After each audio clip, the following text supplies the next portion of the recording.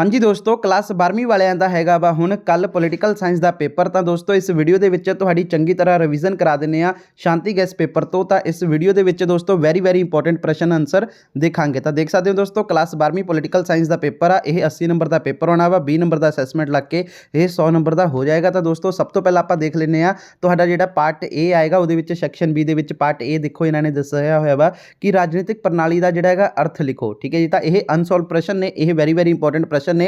ठीक है, ये पहला अपना ये देख लो अनसोल्व वाले। ठीक है, फिर दोस्तों जोड़े थले सॉल्व दिते हुए असं वो भी कर लांगे। जिवें क्या देख लो, पहला प्रश्न है राजनीति प्रणाली का अर्थ, हित समूहीकरण तो की भाव है, इसके कारज, राज और राजनीतिक विच कोई तीन अंतर, फीडबैक लूप व्यवस्था तो तुहाडा की भाव है, राजनीति प्रणाली के तीन निकास कारज लिखो, राजनीति प्रणाली के तीन निवेश कामां का वर्णन करो। ठीक है जी, तो पहले चैप्टर विच छोटा या फिर वड्डा प्रश्न जरूर आवेगा। तो दोस्तों ये इन्होंने लिखा हुआ वा, यह दूसरा पेज है जिवें तुसीं देख सकते हो। ठीक है जी, तो थर्ड पेज इत्थे आ। तो दोस्तों ये जिवें तुसीं देख सकते हो, ये PDF मेरे वालों नहीं बनाई गई है, तां ही दोस्तों इस तरह की PDF ये बनी हुई है ज्वाइन जी करके। नहीं तो मैं हमेशा वधिया तो एक PDF चंगी तरह तुहानूं दिखाना होना है, क्योंकि दोस्तों काफ़ी ज़्यादा ये मुश्किल नाल सानूं PDF मिली है। चलो कोई नहीं, इस बार अरेंज कर लो, बाकी दे जिहड़े होर पेपर आएंगे असीं वधिया तो तुहानूं प्रोवाइड करा देंगे। तो दोस्तों आह भी प्रश्न देख लो। ठीक है जी, तो उस तो बाद दोस्तों आ देख लो अपना यह वाला प्रश्न। ठीक है जी, ये भी प्रश्न देख लो, वैरी इंपॉर्टेंट प्रश्न ने। अगर दोस्तों तुसीं कहोगे कि इन्हां दे जिहड़े प्रश्न ने, ठीक है जी, इन्हां दे जिहड़े हैगे आंसर भी ले आओ, तो मैं दोस्तों पार्ट 2 बना दूंगा वीडियो का। ठीक है जी, ਉਹਦੇ ਵਿੱਚ ਮੈਨੂੰ ਤਾਂ दोस्तों तुसीं मैनूं पार्ट 2 ਲਈ कमेंट कर दिओ। आह ਜਿਹੜੇ प्रश्न ਜਿਹੜੇ ਹੈਗੇ ਆ ਇਹਨਾਂ ਦੇ आंसर भी मैं लिया दूंगा। ठीक है जी, कल सवेर तक ਜਦੋਂ ਤੁਹਾਡੇ एग्जाम, मतलब अगर ਅੱਜ ਤੁਸੀਂ ਵੀਡੀਓ ਦੇਖ ਰਹੇ ਹੋ, ठीक है जी, एक दिन पहला एग्जाम तो ਇਹ ਹਜੇ ਦੀ ਗੱਲ ਹੋ ਰਹੀ ਹੈ। ठीक है जी, ਤਾਂ ਤੁਸੀਂ ਕਮੈਂਟ ਕਰਕੇ ਦੱਸ ਦਿਓ ਕਿ ਸਰ ਹਾਂਜੀ ਇਹਨਾਂ ਦੇ ਸੋਲੂਸ਼ਨ ਵੀ ਲਿਆਓ, ਤਾਂ ਮੈਂ ਤੁਹਾਨੂੰ ਸੋਲੂਸ਼ਨ ਪ੍ਰੋਵਾਈਡ ਕਰਵਾ ਦੂੰਗਾ। ठीक है जी, ਇਹਨਾਂ ਦੇ ਤੇ ਸੋਲਵ ਵਾਲੇ ਵੀ ਦੇਖ ਲਾਂਗੇ ਦੋਸਤੋ। ਪਹਿਲਾਂ ਆਹ ਦੇਖ ਲਓ ਤੁਹਾਡੇ ਜਿਹੜੇ ਅਨਸੋਲਵ ਪ੍ਰਸ਼ਨ ਨੇ। ठीक है जी, तो यह मैं स्क्रीन जी स्क्रोल कर रहा वा, तो तुसीं ये इंपॉर्टेंट प्रश्न ने इन्हों देख लो अपने कापी या फिर बुक के विचों। ठीक है जी, याद कर लियो इन्हों। ठीक है, तो दोस्तों देख सकते हो ये इन्हों के प्रश्न ने। तो आ देख लो दोस्तों, PDF कुछ खास नहीं बनी हुई। वैसे दोस्तों अगर विजिबल हो रहा तो देख लो दोस्तों की है, बाल मत अधिकार तो की भाव है, बाल मत अधिकार के पक्ष विच जिहड़ा हैगा दोस्तों अपना विपक्ष विच जिहड़ा दलीलां दिओ। इस तरह का यह लिखा हुआ है। भारतीय चोण आयोग की जो की है कोई दो कारजां का वर्णन करो। इस तरह का भारतीय चोण प्रणाली दी मुख्य विशेषतावां का वर्णन करो। राष्ट्रीय एकीकरण का की अर्थ है।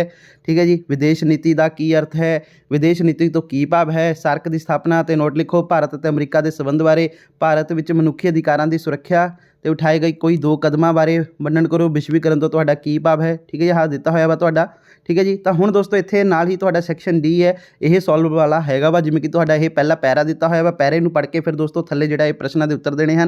तो पैरा जा कुछ विजिबल नहीं हो रहा, तुसीं सीधा जिवें कि देख लो आंसर की है इहदा, राजनीतिक व्यवस्था शब्द के किन्ने भाग हैं। तो दोस्तों राजनीतिक व्यवस्था के जिहड़े हैगे 2 भाग हैं। अगला प्रश्न, राजनीतिक व्यवस्था शब्द के जिहड़े हैगे भागां दे की नाम हैं। तो राजनीतिक अते व्यवस्था। अगे दोस्तों अपना अगला प्रश्न, राजनीतिक शब्द डैश या फिर दोस्तों शक्ति का सूचक है। तो दोस्तों सत्ता का। ठीक है जी, अगे है अपना अगला प्रश्न कि यह की लिखा हुआ दोस्तों, अरस्तू ने दोस्तों जिहड़ा हैगा वा राजनीतिक समुदाय नूं किवें जिहड़ा हैगा प्रभावित किया है। तो दोस्तों अरस्तू ने जिहड़ा हैगा राजनीतिक समुदाय नूं सब तो वधेरे जिहड़ा हैगा वा प्रभुपूर्ण अते दोस्तों जिहड़ा हैगा वा भारी संगठन प्रभाषित किया है।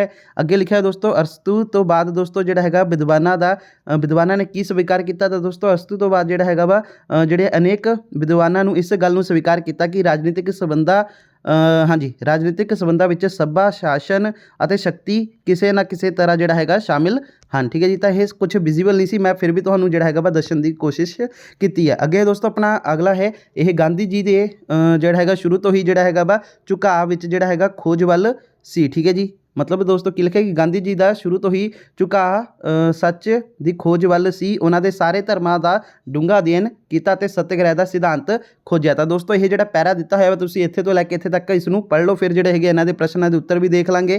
तो देखो दोस्तों तुसीं स्क्रीन नूं रोक के पहला इसनूं चंगी तरह पढ़ लो, क्योंकि दोस्तों जो तुसीं ये पढ़ोगे नहीं फिर तुहानूं आंसर नहीं पता लगेगा।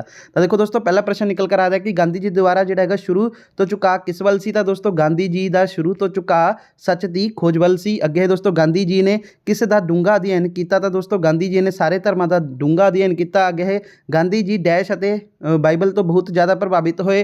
तो दोस्तों गीता तो जिहड़े हैगे प्रभावित होए। अगे है अपना गांधी जी का की कहना सी, गांधी जी का कहना सी कि ईशा मसीह सब तो उच्च कोटि का सत्याग्रही जिहड़ा हैगा वा सन। अगे गांधी जी सत्याग्रह का शुद्धता ते महत्व प्रति किस तो जिहड़े हैगे आ दोस्तों जागृत होए। तो दोस्तों गांधी जी जिहड़े हैगे सत्याग्रह की शुद्धता ते महत्व प्रति जिहड़े हैगे दोस्तों न्यू टेस्टामेंट अते खास करके सरमन हाँ जी, शर्मन आन दी माउंट तो जगिरत ਹੋਏ। ਠੀਕ ਹੈ ਜੀ। ਤਾਂ ਅੱਗੇ ਦੋਸਤੋ ਇਹਨਾਂ ਨੇ ਨੋਟ ਦਿੱਤਾ ਹੈ ਕਿ ਪੈਰਾਗ੍ਰਾਫ ਦਾ ਖਾਸ ਕੋਈ ਗੱਲ ਗੈਸ ਨਹੀਂ ਹੁੰਦਾ। ਠੀਕ ਹੈ ਜੀ। ਇਹ ਜਿਹੜਾ ਹੈਗਾ ਕਿੱਥੋਂ ਵੀ ਆ ਸਕਦਾ ਹੈ, ਇਸ ਦੀ ਤਿਆਰੀ ਤੁਸੀਂ ਖੁਦ ਹੀ ਕਰ ਸਕਦੇ ਹੋ। ਜਿਵੇਂ ਕਿ ਆਹ ਪ੍ਰਸ਼ਨ ਉੱਤਰ, ਜਿਵੇਂ ਕਿ ਬਈ ਇਹਦੇ ਵਿੱਚ ਜਿਵੇਂ ਕਿ ਆਹ ਪੈਰਾ ਨਹੀਂ ਪੜ੍ਹਨਾ ਹੁੰਦਾ, ਪੈਰਾ ਪੜ੍ਹ ਕੇ ਆਨਸਰ ਦਿਓ, ਤਾਂ ਇਹ ਕਿੱਥੋਂ ਵੀ ਆ ਸਕਦਾ, ਇਹ ਤੁਸੀਂ ਆਪਣੇ ਕੋਲੋਂ ਵੀ ਲਿਖ ਸਕਦੇ ਹੋ। ਤਾਂ ਦੋਸਤੋ ਹੁਣ ਚਲੋ ਦੇਖਦੇ ਹਾਂ ਤੁਹਾਡੇ ਆਬਜੈਕਟਿਵ ਟਾਈਪ ਕੁਐਸਚਨ ਪਾਰਟ ਏ ਦਾ।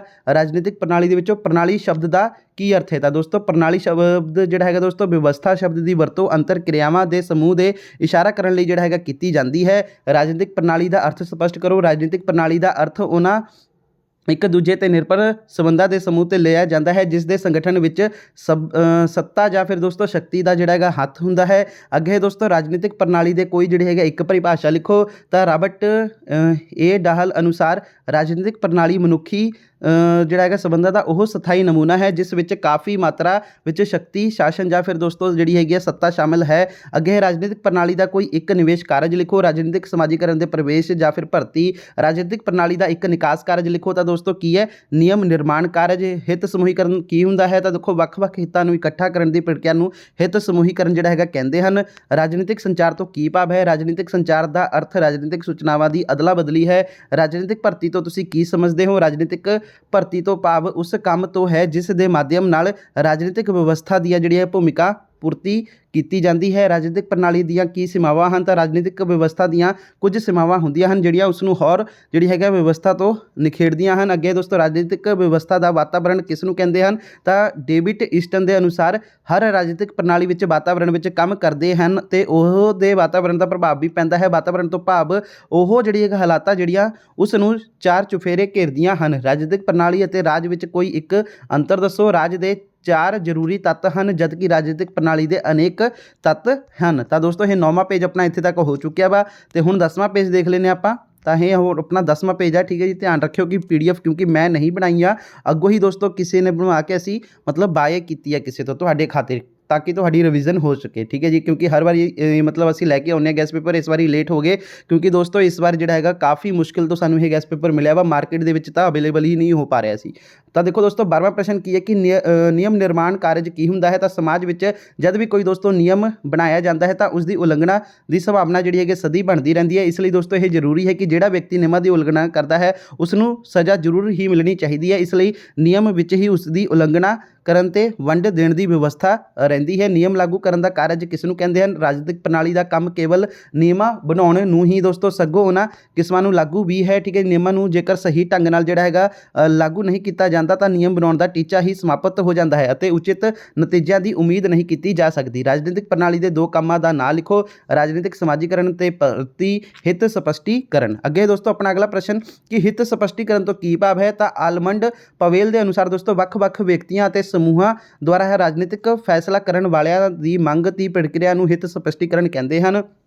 ਅੱਗੇ ਹੈ ਦੋਸਤੋ ਆਪਣਾ ਅਗਲਾ ਪ੍ਰਸ਼ਨ ਕਿ ਪ੍ਰੋਫੈਸਰ ਜਿਹੜਾ ਹੈਗਾ ਆਲਮੰਡ ਦੇ ਅਨੁਸਾਰ ਰਾਜਨੀਤਿਕ ਵਿਵਸਥਾ ਦੀ ਕੀ ਵਿਸ਼ੇਸ਼ਤਾ ਲਿਖੋ। ਤਾਂ ਆਲਮੰਡ ਦੇ ਅਨੁਸਾਰ ਦੋਸਤੋ ਹਰੇਕ ਰਾਜਨੀਤਿਕ ਵਿਵਸਥਾ ਵਿੱਚ ਮਨੁੱਖਾਂ ਦੇ ਆਪਸੀ ਸਥਾਈ ਜਿਹੜੇ ਹੈਗੇ ਸੰਬੰਧ ਮਿਲਦੇ ਹਨ। ਪ੍ਰੋਫੈਸਰ ਡੇਵਿਡ ਈਸਟਨ ਦੇ ਜਿਹੜਾ ਹੈਗਾ ਅਨੁਸਾਰ ਰਾਜਨੀਤਿਕ ਸਮੁਦਾਇ ਦਾ ਅਰਥ ਲਿਖੋ। ਤਾਂ ਦੋਸਤੋ ਰਾਜਨੀਤਿਕ ਸਮੁਦਾਇ ਤੋਂ ਭਾਵ ਅਜਿਹੇ ਵਿਅਕਤੀਆਂ ਦੇ ਸਮੂਹ ਤੋਂ ਹੈ ਜੋ ਸਮੂਹਿਕ ਕਿਰਿਆਵਾਂ ਅਤੇ ਯਤਨਾਂ ਦੁਆਰਾ ਆਪਣੀਆਂ ਸਮੱਸਿਆਵਾਂ ਨੂੰ ਹੱਲ ਕਰਨ ਦੇ ਯਤਨ ਕਰਦੇ ਹਨ। ਅੱਗੇ ਹੈ ਦੋਸਤੋ ਆਪਣਾ ਅਗਲਾ ਪ੍ਰਸ਼ਨ ਕਿ ਰਾਜਨੀਤਿਕ ਪ੍ਰਣਾਲੀ ਸ਼ਬਦ ਦਾ ਪ੍ਰਯੋਗ ਸਭ ਤੋਂ ਪਹਿਲਾਂ ਕਿਸ ਰਾਜਨੀਤੀ ਜਿਹੜਾ ਹੈਗਾ ਵਿਗਿਆਨੀ ਨੇ ਕੀਤਾ? ਤਾਂ ਦੋਸਤੋ ਡੇਵਿਡ ਈਸਟਨ ਨੇ। ਹੁਣ ਦੋਸਤੋ ਅਗਲਾ ਪ੍ਰਸ਼ਨ ਹੈਗਾ ਤੁਹਾਡਾ ਤੁਲਨਾਤਮਕ ਪ੍ਰਣਾਲੀ ਦੇ ਵਿੱਚੋਂ। ਤਾਂ ਦੇਖੋ ਤੁਲਨਾਤਮਕ ਰਾਜਨੀਤਿਕ ਦੀ ਕੋਈ ਇੱਕ ਪਰਿਭਾਸ਼ਾ ਲਿਖੋ। ਤਾਂ ਦੇਖੋ ਦੋਸਤੋ ਕੀ ਇਹਦੇ ਵਿੱਚ ਰਾਲਫ ਆਪਣਾ ਹਾਂਜੀ ਤਾਂ ਦੇਖੋ ਦੋਸਤੋ ਸਰਬੇਨਾਟੀ। ਠੀਕ ਹੈ ਜੀ। ਸਰਬੇ ਇਹ ਲਿਖਿਆ ਹੋਇਆ ਦੋਸਤੋ ਆਪਣਾ, ਹੁਣ ਇੱਥੇ ਮੈਨੂੰ ਵਿਜ਼ੀਬਲ ਨਹੀਂ ਹੋ ਪਾ ਰਿਹਾ ਕਿ ਕੀ ਲਿਖਿਆ ਹੋਇਆ ਵਾ, ਬਸ ਤੁਸੀਂ ਆਹ ਲਿਖੋ ਦੋਸਤੋ ਕੀ ਹੈ ਕਿ ਇੱਕ ਵਿਗਿਆਨੀ ਦੇ ਅਨੁਸਾਰ। ਠੀਕ ਹੈ ਜੀ। ਤਾਂ ਇਹਦੇ ਵਿੱਚ ਇਹ ਮੈਂ ਲਿਖ ਦਿਓ ਤੁਸੀਂ ਰਾਲਫ ਦੇ ਅਨੁਸਾਰ ਲਿਖ ਦਿਓ ਇਕੱਲਾ। ਠੀਕ ਹੈ ਜੀ।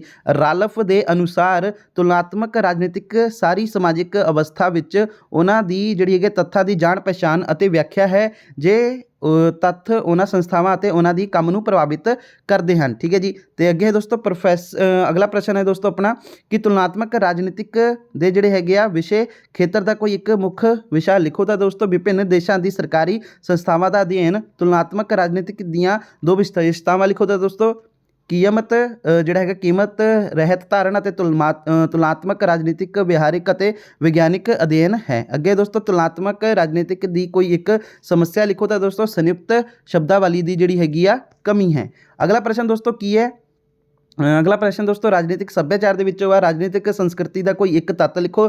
ਰਾਜਨੀਤਿਕ ਮੁੱਲ। ਅਗਲਾ ਪ੍ਰਸ਼ਨ ਹੈ ਦੋਸਤੋ ਆਪਣਾ ਕੀ ਵੀ ਰਾਜਨੀਤਿਕ ਸੱਭਿਆਚਾਰ ਦੇ ਕੋਈ ਜਿਹੜੇ ਹੈਗੇ ਦੋ ਮੁੱਖ ਤੱਤ ਲਿਖੋ। ਤਾਂ ਦੋਸਤੋ ਰਾਜਨੀਤਿਕ ਸੱਭਿਆਚਾਰ ਦੇ ਮੁੱਖ ਤੱਤ ਹਨ ਜਿਵੇਂ ਕਿ ਰਾਜਨੀਤਿਕ ਕਦਰਾਂ ਕੀਮਤਾਂ ਅਤੇ ਰਾਜਨੀਤਿਕ ਦ੍ਰਿਸ਼ਟੀਕੋਣ। ਅੱਗੇ ਦੋਸਤੋ ਆਪਣਾ ਅਗਲਾ ਪ੍ਰਸ਼ਨ ਅਲਮੋਂਡ ਦੇ ਅਨੁਸਾਰ ਜਿਹੜਾ ਹੈਗਾ ਦੋਸਤੋ ਰਾਜਨੀਤਿਕ ਸੰਸਕ੍ਰਿਤ ਦਾ ਕੋਈ ਜਿਹੜਾ ਹੈਗਾ ਇੱਕ ਰੂਪ ਦੱਸੋ। ਤਾਂ ਦੋਸਤੋ ਤੰਗ ਜਾਂ ਫਿਰ ਸੀਮਿਤ ਸੰਸਕ੍ਰਿਤੀ। ਠੀਕ ਹੈ ਜੀ। ਅੱਗੇ ਦੋਸਤੋ ਰਾਜਨੀਤਿਕ ਸੰਸਕ੍ਰਿਤੀ ਦਾ ਕੋਈ ਇੱਕ ਰੂਪ ਦੱਸੋ। ਤਾਂ ਦੋਸਤੋ ਵਿਚਾਰ ਧਾਰਮਿਕ ਅਤੇ ਰਾਜਨੀਤਿਕ ਸੰਸਕ੍ਰਿਤੀ। ਅੱਗੇ ਹੈ ਦੋਸਤੋ ਰਾਜਨੀਤਿਕ ਸਮਾਜੀਕਰਨ ਦੇ ਵਿੱਚੋਂ ਪ੍ਰਸ਼ਨ ਆ ਕਿ ਰਾਜਨੀਤਿਕ ਸਮਾਜੀਕਰਨ ਦਾ ਕੋਈ ਦੋ ਸਾਧਨ ਦੇ ਨਾਂ ਲਿਖੋ। ਪਰਿਵਾਰ ਅਤੇ ਸਿੱਖਿਆ ਸੰਸਥਾਵਾਂ। ਰਾਜਨੀਤਿਕ ਸਮਾਜੀਕਰਨ ਤੋਂ ਕੀ ਭਾਵ ਹੈ? ਰਾਜਨੀਤਿਕ ਸਮਾਜੀਕਰਨ ਉਸ ਵਿਧੀ ਦਾ ਨਾਂ ਹੈ ਜਿਸ ਦੁਆਰਾ ਦੋਸਤੋ ਵਿਅਕਤੀ ਰਾਜਨੀਤਿਕ ਪ੍ਰਣਾਲੀ ਦੇ ਪ੍ਰਤੀ ਜਿਹੜਾ ਹੈਗਾ ਆਚਾਰ ਵਿਹਾਰ ਸਿੱਖਦਾ ਹੈ। ਰਾਜਨੀਤਿਕ ਸਮਾਜੀਕਰਨ ਦੇ ਰੂਪ ਲਿਖੋ। ਤਾਂ ਦੋਸਤੋ ਸਪਸ਼ਟ ਰਾਜਨੀਤਿਕ ਸਮਾਜੀਕਰਨ, ਗੁਪਤ ਰਾਜਨੀਤਿਕ ਸਮਾਜੀਕਰਨ। ਅਗਲਾ ਦੋਸਤੋ ਰਾਜਨੀਤਿਕ ਸਮਾਜੀਕਰਨ ਦੀ ਪ੍ਰਕਿਰਿਆ ਵਿੱਚ ਸੰਚਾਰ ਦੇ ਜਿਹੜੇ ਹੈਗੇ ਸਾਧਨਾਂ ਦਾ ਕੀ ਮਹੱਤਵ ਹੈ? ਤਾਂ ਦੋਸਤੋ ਆਕਾਸ਼ਬਾਣੀ ਅਤੇ ਦੋਸਤੋ ਦੂਰਦਰਸ਼ਨ ਸੰਚਾਰ ਤੋਂ ਹਾਂਜੀ ਕੀ ਲਿਖਿਆ ਦੋਸਤੋ? ਆਕਾਸ਼ਬਾਣੀ ਅਤੇ ਦੂਰਦਰਸ਼ਨ ਸੰਚਾਰ ਦੇ ਸਭ ਤੋਂ ਵੱਧ ਮਹੱਤਵਪੂਰਨ ਜਿਹੜੇ ਹੈਗੇ ਸਾਧਨ ਹਨ। ਇਹਨਾਂ ਸਾਧਨਾਂ ਦੁਆਰਾ ਅਨਪੜ੍ਹ ਤੇ ਅਵਿਕਸਿਤ ਅਤੇ ਹੋਰ ਸਾਰੇ ਲੋਕਾਂ ਦੇ ਦ੍ਰਿਸ਼ਟੀਕੋਣ ਨੂੰ ਪ੍ਰਭਾਵਿਤ ਕੀਤਾ ਜਾ ਸਕਦਾ ਹੈ। ਅੱਗੇ ਦੋਸਤੋ ਪਰਿਵਾਰ ਰਾਜਨੀਤੀ ਅਤੇ ਸਮਾਜੀਕਰਨ ਵਿੱਚ ਕੀ ਰੋਲ ਅਦਾ ਕਰਦੇ ਹਨ? ਤਾਂ ਪਰਿਵਾਰ ਵਿੱਚ ਆਗਿਆ ਪਾਲਨ, ਸਹਿਨਸ਼ੀਲਤਾ, ਅਨੁਸ਼ਾਸਨ ਆਦਿ ਗੁਣ ਜਿਹੜਾ ਹੈਗਾ ਦੋਸਤੋ ਸਿੱਖਦਾ ਹੈ। ਅੱਗੇ ਦੋਸਤੋ ਉਦਾਰਵਾਦ। ਤਾਂ ਦੇਖੋ ਉਦਾਰਵਾਦ ਦੇ ਕੋਈ ਜਿਹੜਾ ਹੈਗਾ ਇੱਕ ਵਿਆਖਿਆ ਕਰਦਾ ਨਾਂ ਲਿਖੋ। ਤਾਂ ਦੋਸਤੋ ਆਪਣਾ ਲਾਸਕੀ TH ਗ੍ਰੀਨ। ਠੀਕ ਹੈ ਜੀ। ਅੱਗੇ ਉਦਾਰਵਾਦ ਦਾ ਇੱਕ ਪਰਿਭਾਸ਼ਾ ਲਿਖੋ। ਤਾਂ ਦੋਸਤੋ ਸਾਰਟੋਰੀ ਦੇ ਅਨੁਸਾਰ। ਠੀਕ ਹੈ ਜੀ। ਸਾਰਟੋਰੀ ਦੇ ਅਨੁਸਾਰ ਸਧਾਰਨ ਸ਼ਬਦਾਂ ਵਿੱਚ ਉਦਾਰਵਾਦ ਵਿਅਕਤੀਗਤ ਸੁਤੰਤਰਤਾ, ਨਿਆਇਕ ਸੁਰੱਖਿਆ ਅਤੇ ਦੋਸਤੋ ਸੰਵਿਧਾਨਿਕ ਰਾਜ ਦਾ ਜਿਹੜਾ ਹੈਗਾ ਸਿਧਾਂਤ ਅਤੇ ਵਿਹਾਰ ਹੈ। ਅੱਗੇ ਦੋਸਤੋ ਉਦਾਰਵਾਦ ਦੇ ਕੋਈ ਦੋ ਰੂਪ ਲਿਖੋ। ਤਾਂ ਸ਼ਾਸਤਰੀ ਉਦਾਰਵਾਦ ਅਤੇ ਸਮਕਾਲੀਨ ਉਦਾਰਵਾਦ। ਅਗਲਾ ਪ੍ਰਸ਼ਨ ਦੋਸਤੋ ਤੁਹਾਡਾ ਦੇਖ ਲੈਂਦੇ ਆ। ਅਗਲਾ ਪ੍ਰਸ਼ਨ ਹੈ ਦੋਸਤੋ ਕਿ ਸਮਕਾਲੀ ਅਤੇ ਆਧੁਨਿਕ ਉਦਾਰਵਾਦ ਤੋਂ ਕੀ ਭਾਵ ਹੈ? ਸਮਕਾਲੀ ਉਦਾਰਵਾਦ ਵਿਅਕਤੀ ਦੇ ਅਧਿਕਾਰਾਂ ਨੂੰ ਸਮਾਜ ਦੇਣ ਦੀ ਮੰਨਦੇ ਹਨ। ਸਮਕਾਲੀ ਉਦਾਰਵਾਦ ਵਿਅਕਤੀ ਦੇ ਵਿਕਾਸ ਲਈ ਜਿਹੜਾ ਹੈਗਾ ਦੋਸਤੋ ਰਾਜ ਅਨੁਸਾਰੇ ਕੰਮ ਕਰਨ ਲਈ ਜਿਹੜਾ ਹੈਗਾ ਵਾ ਆਖਦਾ ਹੈ। ਅੱਗੇ ਦੋਸਤੋ ਪਰੰਪਰਾਵਾਦੀ ਜਿਹੜਾ ਹੈਗਾ ਉਦਾਰਵਾਦ ਤੋਂ ਕੀ ਭਾਵ ਹੈ? ਤਾਂ ਪਰੰਪਰਾਵਾਦੀ ਉਦਾਰਵਾਦ ਵਿਅਕਤੀਵਾਦ ਅਤੇ ਕੁਦਰਤੀ ਅਧਿਕਾਰਾਂ ਦਾ ਜਿਹੜਾ ਹੈਗਾ ਸਮਰਥਨ ਕਰਦਾ ਹੈ। ਅੱਗੇ ਦੋਸਤੋ ਮਾਰਕਸਵਾਦ। ਤਾਂ ਦੇਖੋ ਕਾਰਲ ਮਾਰਕਸ ਦੀਆਂ ਪ੍ਰਸਿੱਧ ਰਚਨਾਵਾਂ ਦੇ ਨਾਂ ਲਿਖੋ। ਤਾਂ ਦੇਖੋ ਦੋਸਤੋ ਕੀ ਇਹ ਵਿੱਚ ਸਾਮਵਾਦੀ ਐਲਾਨਨਾਮ ਅਤੇ ਦਾਸ ਕੈਪੀਟਲ ਕਾਰਲ ਮਾਰਕਸ ਦੀਆਂ ਜਿਹੜੀ ਹੈਗਾ ਪ੍ਰਸਿੱਧ ਰਚਨਾਵਾਂ ਹਨ। ਤਾਂ ਦੇਖੋ ਦੋਸਤੋ ਅਗਲਾ ਪ੍ਰਸ਼ਨ ਕੀ ਹੈ ਕਿ ਦਵੰਦਵਾਦ ਕਿਸ ਭਾਸ਼ਾ ਦੇ ਕਿਹੜੇ ਸ਼ਬਦ ਤੋਂ ਲਿਆ ਗਿਆ ਹੈ? ਤਾਂ ਦੋਸਤੋ ਦਵੰਦਵਾਦ ਲੈਟਿਨ ਭਾਸ਼ਾ ਦੇ ਜਿਹੜੇ ਹੈਗੇ ਆ ਸ਼ਬਦ ਡੀ ਲੀਗੋ ਤੋਂ ਲਿਆ ਗਿਆ ਹੈ। ਮਾਰਕਸਵਾਦ ਦੀ ਇੱਕ ਜਿਹੜੀ ਆਲੋਚਨਾ ਲਿਖੋ। ਮਾਰਕਸ ਦਾ ਰਾਜ ਜਿਹੜਾ ਮਾਰਕਸਵਾਦ ਸੀਗਾ ਦੋਸਤੋ ਉਹ ਰਾਜ ਨੂੰ ਖਤਮ ਕਰਨ ਦੇ ਪੱਖ ਵਿੱਚ ਹੈ ਪਰੰਤੂ ਇਹ ਸੰਭਵ ਨਹੀਂ ਹੈ। ਅੱਗੇ ਹੈ ਦੋਸਤੋ ਸਾਮਵਾਦ ਦੇ ਜਨਮਦਾਤਾ ਕੌਣ ਸਨ? ਤਾਂ ਦੋਸਤੋ ਕਾਰਲ ਮਾਰਕਸ ਨੂੰ ਸਾਮਵਾਦ ਦਾ ਜਨਮਦਾਤਾ ਮੰਨਿਆ ਜਾਂਦਾ ਹੈ। ਮਹਾਤਮਾ ਗਾਂਧੀ ਦੇ ਰਾਜਨੀਤਿਕ ਵਿਚਾਰ। ਤਾਂ ਦੇਖੋ ਦੋਸਤੋ ਸੱਤਿਆਗ੍ਰਹਿ ਦੇ ਕੋਈ ਇੱਕ ਵਿਧੀ ਲਿਖੋ। ਤਾਂ ਦੋਸਤੋ ਇਹਦਾ ਆਨਸਰ ਆ ਜਾਏਗਾ ਜਿਵੇਂ ਕਿ ਅਸਹਿਯੋਗ ਅਤੇ ਸਿਵਲ ਨਾ ਫਰਮਾਨੀ। ਅੱਗੇ ਗਾਂਧੀ ਜੀ ਨੇ ਜਿਹੜਾ ਹੈਗਾ ਵਾ ਗਾਂਧੀ ਜੀ ਕਿਸ ਵਿਦਵਾਨ ਨੂੰ ਆਪਣਾ ਰਾਜਨੀਤਿਕ ਗੁਰੂ ਮੰਨਦੇ ਸਨ? ਤਾਂ ਵੈਰੀ ਇੰਪੋਰਟੈਂਟ ਪ੍ਰਸ਼ਨ ਆ ਗੋਪਾਲ ਕ੍ਰਿਸ਼ਨ ਗੋਖਲੇ ਨੂੰ। ਅੱਗੇ ਅਗਲਾ ਪ੍ਰਸ਼ਨ ਦੋਸਤੋ ਕੀ ਹੈ? ਮਹਾਤਮਾ ਗਾਂਧੀ ਜੀ ਦੁਆਰਾ ਜਿਹੜਾ ਹੈਗਾ ਸੱਤਿਆਗ੍ਰਹਿ ਲਈ ਦੱਸਿਆ ਗਈਆਂ ਕੋਈ ਦੋ ਵਿਧੀਆਂ ਦੱਸੋ। ਤਾਂ ਦੋਸਤੋ ਇਸ ਦਾ ਆਨਸਰ ਆ ਜਾਏਗਾ ਆਪਣਾ ਨਾ ਮਿਲਵਰਤਨ ਅਤੇ ਧਰਨਾ ਦੇਣਾ। ਅੱਗੇ ਗਾਂਧੀ ਜੀ ਅਨੁਸਾਰ ਸੱਤਿਆਗ੍ਰਹਿ ਦੀਆਂ ਕੋਈ ਦੋ ਵਿਸ਼ੇਸ਼ਤਾਵਾਂ ਲਿਖੋ। ਤਾਂ ਦੋਸਤੋ ਨੈਤਿਕ ਸ਼ਕਤੀ ਸੱਤਿਆਗ੍ਰਹਿ ਦਾ ਆਧਾਰ ਅਤੇ ਸਮਾਜਿਕ ਭਲਾਈ ਸੱਤਿਆਗ੍ਰਹਿ ਦਾ ਉਦੇਸ਼ ਹੁੰਦਾ ਹੈ। ਗਾਂਧੀ ਜੀ ਦੇ ਜੀਵਨ ਦੇ ਪ੍ਰਭਾਵ ਪਾਉਣ ਵਾਲੇ ਦੋ ਧਾਰਮਿਕ ਗ੍ਰੰਥਾਂ ਦੇ ਨਾਂ ਲਿਖੋ। ਤਾਂ ਦੋਸਤੋ ਗੀਤਾ ਤੇ ਜਿਹੜਾ ਬਾਈਬਲ। ਅੱਗੇ ਸਿਵਲ ਨਾ ਫਰਮਾਨੀ ਤੋਂ ਗਾਂਧੀ ਜੀ ਦਾ ਕੀ ਭਾਵ ਸੀ? ਤਾਂ ਦੋਸਤੋ ਬ੍ਰਿਟਿਸ਼ ਸਰਕਾਰ ਦੇ ਗਲਤ ਕਾਨੂੰਨਾਂ ਨੂੰ ਸਮੂਹਿਕ ਤੌਰ ਤੇ ਦੋਸਤੋ ਮੰਨਣ ਤੋਂ ਇਨਕਾਰ ਜਿਹੜਾ ਹੈਗਾ ਵਾ ਕਰਨਾ। ਅਗਲਾ ਪ੍ਰਸ਼ਨ ਦੋਸਤੋ ਤੁਹਾਡਾ ਨੌਕਰਸ਼ਾਹੀ ਦੇ ਵਿੱਚੋਂ ਨੌਕਰਸ਼ਾਹੀ ਦੀ ਕੋਈ ਇੱਕ ਪਰਿਭਾਸ਼ਾ ਲਿਖੋ। ਤਾਂ ਪਾਲ ਐਲਬਾਈ ਅਨੁਸਾਰ ਦੋਸਤੋ ਨੌਕਰਸ਼ਾਹੀ ਤਕਨੀਕੀ ਪੱਖ ਤੋਂ ਸਿੱਖਿਅਤ ਵਿਅਕਤੀਆਂ ਦਾ ਪੇਸ਼ਾਵਰ ਵਰਗ ਹੈ। ਠੀਕ ਹੈ ਜੀ। ਤਾਂ ਜਿਹੜਾ ਦੋਸਤੋ ਜਿਹੜਾ ਹੈਗਾ ਭਰਤੀਵਾਰ ਸੰਗਠਿਤ ਹੁੰਦਾ ਹੈ ਅਤੇ ਜਿਹੜਾ ਕੀ ਹੈ ਨਿਰਪੱਖ ਰੂਪ ਵਿੱਚ ਜਿਹੜਾ ਹੈਗਾ ਰਾਜ ਦੀ ਸੇਵਾ ਕਰਦਾ ਹੈ। ਨੌਕਰਸ਼ਾਹੀ ਦੀ ਜਿਹੜੀ ਹੈਗੀ ਕੋਈ ਦੋ ਵਿਸ਼ੇਸ਼ਤਾ ਲਿਖੋ। ਤਾਂ ਦੋਸਤੋ ਨੌਕਰਸ਼ਾਹੀ ਅਧਿਕਾਰੀਆਂ ਦਾ ਪੇਸ਼ਾਵਰ ਅਤੇ ਨਿਪੁੰਨ ਵਰਗ ਹੁੰਦਾ ਹੈ। ਇਸ ਦਾ ਕਾਰਜਕਾਲ ਨਿਸ਼ਚਿਤ ਹੁੰਦਾ ਹੈ। ਨੌਕਰਸ਼ਾਹੀ ਦੇ ਦੋ ਗੁਣ। ਤਾਂ ਨੌਕਰਸ਼ਾਹੀ ਸ਼ਾਸਨ ਨੂੰ ਜਿਹੜਾ ਹੈਗਾ ਸਥਿਰਤਾ ਪ੍ਰਦਾਨ ਕਰਦਾ ਹੈ। ਨੌਕਰਸ਼ਾਹੀ ਦਾ ਸ਼ਾਸਨ ਯੋਗਤ ਠੀਕ ਹੈ ਜੀ ਤੇ ਆਧਾਰਿਤ ਹੁੰਦਾ ਹੈ। ਬਿਊਰੋਕ੍ਰੇਸੀ ਸ਼ਬਦ ਭਾਸ਼ਾ ਤੋਂ ਕੀ ਲਿਆ ਗਿਆ ਹੈ? ਤਾਂ ਦੋਸਤੋ ਇਹ ਜਿਹੜਾ ਹੈਗਾ ਬਿਊਰੋਕ੍ਰੇਸੀ ਸ਼ਬਦ ਕਿਸ ਭਾਸ਼ਾ ਤੋਂ ਲਿੱਤਾ ਗਿਆ ਹੈ? ਫ੍ਰੈਂਚ ਭਾਸ਼ਾ ਤੋਂ ਜਿਹੜਾ ਹੈਗਾ ਲਿੱਤਾ ਗਿਆ ਹੈ। ਅੱਗੇ ਦੋਸਤੋ ਪ੍ਰਤੱਖ ਭਰਤੀ ਤੋਂ ਕੀ ਭਾਵ ਹੈ? ਪ੍ਰਤੱਖ ਭਰਤੀ ਜਿਹੜੀ ਹੈਗੀ ਆ ਅੰਤਰਗਤ ਉਮੀਦਵਾਰਾਂ ਦੀ ਚੋਣ ਖੁੱਲ੍ਹੇ ਤੌਰ ਤੇ ਜਿਹੜੀ ਹੈਗੀ ਕੀਤੀ ਜਾਂਦੀ ਹੈ। ਭਰਤੀ ਇੱਕ ਅਜਿਹੀ ਪ੍ਰਕਿਰਿਆ ਹੈ। ਠੀਕ ਹੈ। ਭਰਤੀ ਦਾ ਅਰਥ ਲਿਖਿਆ ਹੋਇਆ ਵਾ ਕਿ ਭਰਤੀ ਇੱਕ ਅਜਿਹੀ ਪ੍ਰਕਿਰਿਆ ਹੈ ਜਿਸ ਦੁਆਰਾ ਯੋਗ ਵਿਅਕਤੀਆਂ ਨੂੰ ਖਾਲੀ ਥਾਵਾਂ ਤੇ ਜਿਹੜਾ ਹੈਗਾ ਆਕਰਸ਼ਿਤ ਕਰਨਾ ਹੈ। ਅੱਗੇ ਪ੍ਰਤੱਖ ਚੋਣ ਪ੍ਰਣਾਲੀ ਦੇ ਦੋ ਅਗੁਣ ਲਿਖੋ। ਤਾਂ ਆਮ ਨਾਗਰਿਕ ਆਪਣੇ ਪ੍ਰਤੀਨਿਧੀ ਪ੍ਰਤੀਨਿਧੀਆਂ ਦੀ ਜਿਹੜੀ ਹੈਗਾ ਚੋਣ ਨਹੀਂ ਕਰ ਸਕਦਾ, ਕਿਉਂਕਿ ਦੋਸਤੋ ਉਸ ਵਿੱਚ ਇੰਨੀ ਕੀ ਸੂਝ-ਬੂਝ ਨਹੀਂ ਹੁੰਦੀ। ਠੀਕ ਹੈ ਜੀ। ਪ੍ਰਤੱਖ ਚੋਣ ਪ੍ਰਣਾਲੀ ਜਿਹੜੀ ਖਰਚੀਲੀ ਪ੍ਰਣਾਲੀ ਹੈ। ਨੌਕਰਸ਼ਾਹੀ ਦੀ ਸਿੱਧੀ ਭਰਤੀ ਦਾ ਕੋਈ ਇੱਕ ਗੁਣ ਦੱਸੋ। ਨੌਕਰਸ਼ਾਹੀ ਦੀ ਸਿੱਧੀ ਭਰਤੀ ਲੋਕਤਾਂਤਰਿਕ ਪद्धति ਤੇ ਆਧਾਰਿਤ ਹੁੰਦੀ ਹੈ। ਅੱਗੇ ਦੋਸਤੋ ਚੋਣ ਮੰਡਲ ਜਾਂ ਫਿਰ ਦੋਸਤੋ ਚੋਣਕਾਰੀ। ਤਾਂ ਦੇਖੋ ਮਤਾਧਿਕਾਰ ਦਾ ਅਰਥ ਲਿਖੋ ਤਾਂ ਵੋਟ ਪਾਉਣ ਦੇ ਅਧਿਕਾਰ ਨੂੰ ਮਤਾਧਿਕਾਰ ਜਿਹੜਾ ਹੈਗਾ ਵਾ ਕਹਿੰਦੇ ਹਨ। ਬਾਲਗ ਮਤਾਧਿਕਾਰ ਦਾ ਅਰਥ ਲਿਖੋ ਤਾਂ ਦੋਸਤੋ ਬਾਲਗ ਮਤਾਧਿਕਾਰ ਤੋਂ ਭਾਵ ਸਾਰੇ ਬਾਲਗਾਂ ਵਿਅਕਤੀਆਂ ਨੂੰ ਬਿਨਾਂ ਕਿਸੇ ਜਿਹੜੇ ਹੈਗੇ ਭੇਦਭਾਵ ਦੇ ਮਤ ਅਧਿਕਾਰ ਦੇਣਾ ਹੈ। ਅੱਗੇ ਦੋਸਤੋ ਆਪਣਾ ਅਗਲਾ ਪ੍ਰਸ਼ਨ ਕਿ ਬਾਲਗ ਮਤਾਧਿਕਾਰ ਦੇ ਪੱਖ ਵਿੱਚ ਦੋ ਦਲੀਲਾਂ ਦਿਓ। ਤਾਂ ਦੋਸਤੋ ਇੱਥੇ ਕੀ ਲਿਖਿਆ ਹੈ ਦੋਸਤੋ ਆਪਣਾ, ਹਾਂਜੀ, ਪ੍ਰਜਾਤੰਤਰ ਵਿੱਚ ਸਾਰੇ ਵਿਅਕਤੀਆਂ ਬਰਾਬਰ ਮੰਨੇ ਜਾਂਦੇ ਹਨ। ਬਾਲਗ ਮਤਾਧਿਕਾਰ ਦੁਆਰਾ ਚੁਣੀ ਗਈ ਸਰਕਾਰ ਵਧੇਰੇ ਸ਼ਕਤੀਸ਼ਾਲੀ ਹੁੰਦੀ ਹੈ। ਤੇ ਹੁਣ ਦੋਸਤੋ ਅਗਲਾ ਪ੍ਰਸ਼ਨ ਦੇਖ ਲਓ ਕੀ ਹੈ ਕਿ ਬਾਲਗ ਮਤ ਅਧਿਕਾਰ ਦੇ ਵਿਰੁੱਧ ਇੱਕ ਦਲੀਲ ਦਿਓ। ਤਾਂ ਦੇਖੋ ਸਾਰੇ ਵਿਅਕਤੀ ਨੂੰ ਬਰਾਬਰ ਰੂਪ ਨਾਲ ਅਧਿਕਾਰ ਦੇਣਾ ਜਿਹੜਾ ਹੈਗਾ ਤਰਕਹੀਣ ਹੈ। ਤਾਂ ਦੋਸਤੋ ਅਗਰ ਤੁਹਾਨੂੰ ਇੱਥੇ ਸਮਝ ਨਹੀਂ ਆ ਰਿਹਾ ਕਿ ਕੀ ਲਿਖਿਆ ਹੈ ਤਾਂ ਟੈਨਸ਼ਨ ਨਾ ਲਓ, ਮੈਂ ਰੀਡ ਕਰ ਰਿਹਾ, ਤੁਸੀਂ ਸਮਝਦੇ ਰਹੋ। ਤਾਂ ਦੇਖੋ ਇਹਦੇ ਵਿੱਚ ਹੁਣ ਲਿਖਿਆ ਹੋਇਆ ਹੈ ਕਿ ਮਹਿਲਾ ਮਤ ਅਧਿਕਾਰ ਤੋਂ ਤੁਹਾਡਾ ਕੀ ਭਾਵ ਹੈ। ਮਹਿਲਾ ਮਤ ਅਧਿਕਾਰ ਦਾ ਅਰਥ ਬਿਨਾਂ ਕਿਸੇ ਭੇਦਭਾਵ ਦੇ ਮਹਿਲਾ ਨੂੰ ਦੋਸਤੋ ਜਿਹੜਾ ਹੈਗਾ ਵਾ ਮਤਦਾਨ ਦਾ ਅਧਿਕਾਰ ਦੇਣਾ ਹੈ। ਪ੍ਰਤੱਖ ਚੋਣ ਪ੍ਰਣਾਲੀ ਦਾ ਕੀ ਅਰਥ ਹੈ। ਜਿਸ ਚੋਣ ਪ੍ਰਣਾਲੀ ਮਤਦਾਨ ਜਿਹੜਾ ਹੈਗਾ ਖੁਦ ਆਪਣੇ ਪ੍ਰਤੀਨਿਧੀਆਂ ਦੀ ਜਿਹੜੀ ਹੈਗੀ ਚੋਣ ਕਰਦੇ ਹਨ। ਪ੍ਰਤੱਖ ਚੋਣ ਪ੍ਰਣਾਲੀ ਉਹ ਹੈ। ਠੀਕ ਹੈ। ਪ੍ਰਤੱਖ ਚੋਣ ਪ੍ਰਣਾਲੀ ਦਾ ਇੱਕ ਗੁਣ ਲਿਖੋ। ਪ੍ਰਤੱਖ ਚੋਣ ਪ੍ਰਣਾਲੀ ਜਿਹੜੀ ਹੈਗੀ ਦੋਸਤੋ ਜ਼ਿਆਦਾ ਲੋਕਤੰਤਰਿਕ ਹੈ। ਅੱਗੇ ਦੋਸਤੋ ਪ੍ਰਤੱਖ ਚੋਣ ਪ੍ਰਣਾਲੀ ਦੇ ਦੋ ਅਗੁਣ ਤਾਂ ਆਮ ਨਾਗਰਿਕ ਅਤੇ ਆਪਣੇ ਪ੍ਰਤੀਨਿਧੀਆਂ ਦੀ ਚੋਣ ਨਹੀਂ ਕਰ ਸਕਦਾ ਹੈ, ਕਿਉਂਕਿ ਦੋਸਤੋ ਉਸ ਵਿੱਚ ਇੰਨੀ ਕੀ ਸੂਝ-ਬੂਝ ਜਿਹੜੀ ਹੈਗੀ ਆ ਨਹੀਂ ਹੁੰਦੀ। ਪ੍ਰਤੱਖ ਚੋਣ ਪ੍ਰਣਾਲੀ ਜਿਹੜੀ ਖਰਚੀਲੀ ਪ੍ਰਣਾਲੀ ਹੈ। ਤਾਂ ਦੋਸਤੋ ਅਗਰ ਇਹ PDF ਨਾ, ਮੈਂ ਫਿਰ ਦੁਬਾਰਾ ਦੱਸ ਦੇਣਾ ਕਿ ਇਹ PDF ਮੈਂ ਨਹੀਂ ਬਣਾਈ ਹੈ, ਇਸ ਲਈ ਇਹ PDF ਇੰਨੀ ਕਲੀਅਰ ਨਹੀਂ ਹੈ। ਅਗਰ ਦੋਸਤੋ ਮੈਂ ਬਣਾਈ ਹੁੰਦੀ ਤਾਂ ਮੈਂ ਪੂਰੀ ਵਧੀਆ ਤੋਂ PDF ਬਣਾਉਂਦਾ, ਇਸ ਤਰ੍ਹਾਂ ਦੀ ਇਹ ਬਲਰ PDF ਨਹੀਂ ਬਣਾਉਂਦਾ। ਠੀਕ ਹੈ। ਤਾਂ ਦੋਸਤੋ ਇਹ ਮੈਂ ਕਿਸੇ ਤੋਂ ਨਾ ਬਾਈ ਕੀਤੀ ਹੈ ਤੇ ਤੁਹਾਨੂੰ ਮੈਂ ਸ਼ੋਅ ਕਰਵਾ ਰਿਹਾ ਵਾਂ, ਕਿਉਂਕਿ ਦੋਸਤੋ ਤੁਹਾਡੇ ਖਾਤਰ ਦੇ ਲਈ ਇਹ ਮੈਂ ਲੈ ਕੇ ਆਇਆ ਵਾਂ ਕਿ ਤੁਹਾਡੀ ਰਿਵੀਜ਼ਨ ਹੋ ਸਕੇ। ਠੀਕ ਹੈ ਜੀ। ਤਾਂ ਮੈਂ ਸਪੈਸ਼ਲ ਤੁਹਾਡੇ ਲਈ ਲੈ ਕੇ ਆਇਆ ਵਾਂ, ਇਹ ਨਹੀਂ ਕਿ ਮੈਂ ਕੁਛ ਜਿਵੇਂ ਕਿ ਕਿਸੇ ਤੋਂ ਪੇਡ ਲੈ ਰਿਹਾ ਨਹੀਂ ਲੈ ਰਿਹਾ, ਉਸ ਤਰ੍ਹਾਂ ਕੋਈ ਨਹੀਂ ਹੈਗਾ, ਕਿ ਤਾਂ ਕਿ ਤੁਹਾਡੀ ਰਿਵੀਜ਼ਨ ਹੋ ਸਕੇ। ਬਾਕੀ ਦੋਸਤੋ ਮਾਰਕੀਟ ਦੇ ਵਿੱਚ ਅਵੇਲੇਬਲ ਨਹੀਂ ਹੋ ਪਾਈ ਸੀਗੀ, ਆਨਲਾਈਨ ਸਾਨੂੰ ਮਿਲੀ ਹੈ ਕਿਤੋਂ, ਤਾਂ ਅਸੀਂ ਬਾਏ ਕਰਕੇ ਤੁਹਾਨੂੰ ਜਿਹੜਾ ਹੈਗਾ ਵਾ ਇਹ ਕਿਸੇ ਬੁੱਕ ਸ਼ਾਪ ਤੋਂ ਤੁਹਾਨੂੰ ਜਿਹੜਾ ਹੈਗਾ ਰਿਵੀਜ਼ਨ ਕਰਵਾ ਰਹੇ ਹਾਂ। ਠੀਕ ਹੈ ਜੀ। ਤਾਂ ਦੋਸਤੋ ਦੇਖੋ ਅਗਲਾ ਪ੍ਰਸ਼ਨ ਕੀ ਹੈ ਕਿ ਅਪ੍ਰਤੱਖ ਚੋਣ, ਹੁਣ ਜਿਵੇਂ ਉਹਨਾਂ ਨੇ PDF ਬਣਾ ਕੇ ਦਿੱਤੀ ਅਸੀਂ ਉਸ ਤਰ੍ਹਾਂ ਦੀ ਲੈ ਲਈ, ਹੁਣ ਉਹਨਾਂ ਨੂੰ ਅਸੀਂ ਕਹਿ ਵੀ ਨਹੀਂ ਸਕਦੇ ਕਿ ਇਹਦੇ ਵਿੱਚ ਫੋਟੋ ਕਲੀਅਰ ਨਹੀਂ, ਆਹ ਵਾਲਾ ਪੇਜ ਕਲੀਅਰ ਨਹੀਂਗਾ, ਹੁਣ ਉਹਨਾਂ ਨੇ ਥੋੜੀ ਕਲੀਅਰ ਕਰਕੇ ਸਾਨੂੰ ਦੇਣਾ ਵਾ। ਠੀਕ ਹੈ ਜੀ। ਤਾਂ ਜਿਵੇਂ ਦਾ ਆਇਆ ਵਾ ਚਲੋ ਰਿਵੀਜ਼ਨ ਕਰ ਲੈਂਦੇ ਹਾਂ। ਤਾਂ ਦੇਖੋ ਦੋਸਤੋ ਅਗਲਾ ਪ੍ਰਸ਼ਨ ਕੀ ਹੈ ਕਿ ਅਪ੍ਰਤੱਖ ਚੋਣ ਪ੍ਰਣਾਲੀ ਦਾ ਅਰਥ ਕੀ ਹੈ। ਤਾਂ ਦੋਸਤੋ ਜਦ ਉਹ ਪ੍ਰਤੀਨਿਧੀ ਜਿਨ੍ਹਾਂ ਦੇ ਹੱਥ ਵਿੱਚ ਸ਼ਾਸਨ ਸੱਤਾ ਰਹਿੰਦੀ ਹੈ ਤਾਂ ਜਨਤਾ ਦੁਆਰਾ ਪ੍ਰਤੱਖ ਰੂਪ ਨਾਲ ਚੁਣੇ ਜਾਣ ਕਰਕੇ ਦੋਸਤੋ ਜਿਹੜੇ ਹੈਗੇ ਚੁਣੇ ਹੋਏ ਪ੍ਰਤੀਨਿਧੀ ਦੁਆਰਾ ਜਿਹੜੇ ਹੈਗਾ ਚੁਣੇ ਜਾਂਦੇ ਹਨ, ਤਾਂ ਉਸ ਪ੍ਰਣਾਲੀ ਨੂੰ ਅਪ੍ਰਤੱਖ ਚੋਣ ਪ੍ਰਣਾਲੀ ਜਿਹੜਾ ਹੈਗਾ ਕਿਹਾ ਜਾਂਦਾ ਹੈ। ਸੰਯੁਕਤ ਚੋਣ ਪ੍ਰਣਾਲੀ ਤੋਂ ਕੀ ਭਾਵ ਹੈ। ਇਸ ਅਧੀਨ ਦੋਸਤੋ ਇੱਕ ਚੋਣ ਖੇਤਰ ਦੇ ਸਾਰੇ ਜਿਹੜੇ ਹੈਗੇ ਮਤਦਾਤਾ ਭਾਵੇਂ ਉਹ ਕਿਸੇ ਵੀ ਜਾਤ, ਨਸਲ, ਧਰਮ ਨਾਲ ਸੰਬੰਧਿਤ ਹਨ, ਉਹਨਾਂ ਦਾ ਨਾ ਹੀ ਇੱਕ ਜਿਹੜਾ ਹੈਗਾ ਮਤਦਾਤਾ ਸੂਚੀ ਵਿੱਚ ਹੁੰਦੇ ਹਨ। ਉਹ ਸੰਯੁਕਤ ਤੌਰ ਤੇ ਦੋਸਤੋ ਆਪਣੇ ਪ੍ਰਤੀਨਿਧੀ ਦੀ ਚੋਣ ਕਰਦੇ ਹਨ। ਜਨ ਸਹਿਭਾਗਤਾ ਤੋਂ ਦੋਸਤੋ ਕੀ ਅਰਥ ਹੈ। ਤਾਂ ਦੋਸਤੋ ਜਨ ਸਹਿਭਾਗਤਾ ਦਾ ਅਰਥ ਰਾਜਨੀਤਿਕ ਪ੍ਰਕਿਰਿਆ ਵਿੱਚ ਲੋਕਾਂ ਦੁਆਰਾ ਹਿੱਸਾ ਲੈਣਾ ਹੈ। ਅੱਗੇ ਦੋਸਤੋ ਕੀ ਇਸਤਰੀ ਮਤ ਅਧਿਕਾਰ ਜ਼ਰੂਰੀ ਹੈ। ਤਾਂ ਦੋਸਤੋ ਇਸਤਰੀਆਂ ਨੂੰ ਮਤ ਅਧਿਕਾਰ ਦਿੱਤਾ ਜਾਣਾ ਉਸੇ ਤਰ੍ਹਾਂ ਹੀ ਜ਼ਰੂਰੀ ਹੈ ਜਿਵੇਂ ਮਰਦਾਂ ਨੂੰ ਮਤ ਅਧਿਕਾਰ ਜਿਹੜਾ ਹੈਗਾ ਦੇਣਾ ਜ਼ਰੂਰੀ ਹੈ। ਇਸੇ ਤਰ੍ਹਾਂ ਦੋਸਤੋ ਇਸਤਰੀਆਂ ਦੀਆਂ ਆਪਣੀਆਂ ਸਮੱਸਿਆਵਾਂ ਹੁੰਦੀਆਂ ਹਨ, ਉਹ ਆਪਣੀ ਪਸੰਦ ਦਾ ਉਮੀਦਵਾਰ ਚੁਣ ਸਕਦੇ ਹਨ, ਉਹਨਾਂ ਦਾ ਹੱਲ ਜਿਹੜਾ ਹੈਗਾ ਵਾ ਦੋਸਤੋ ਕਰ ਸਕਦੀਆਂ ਹਨ।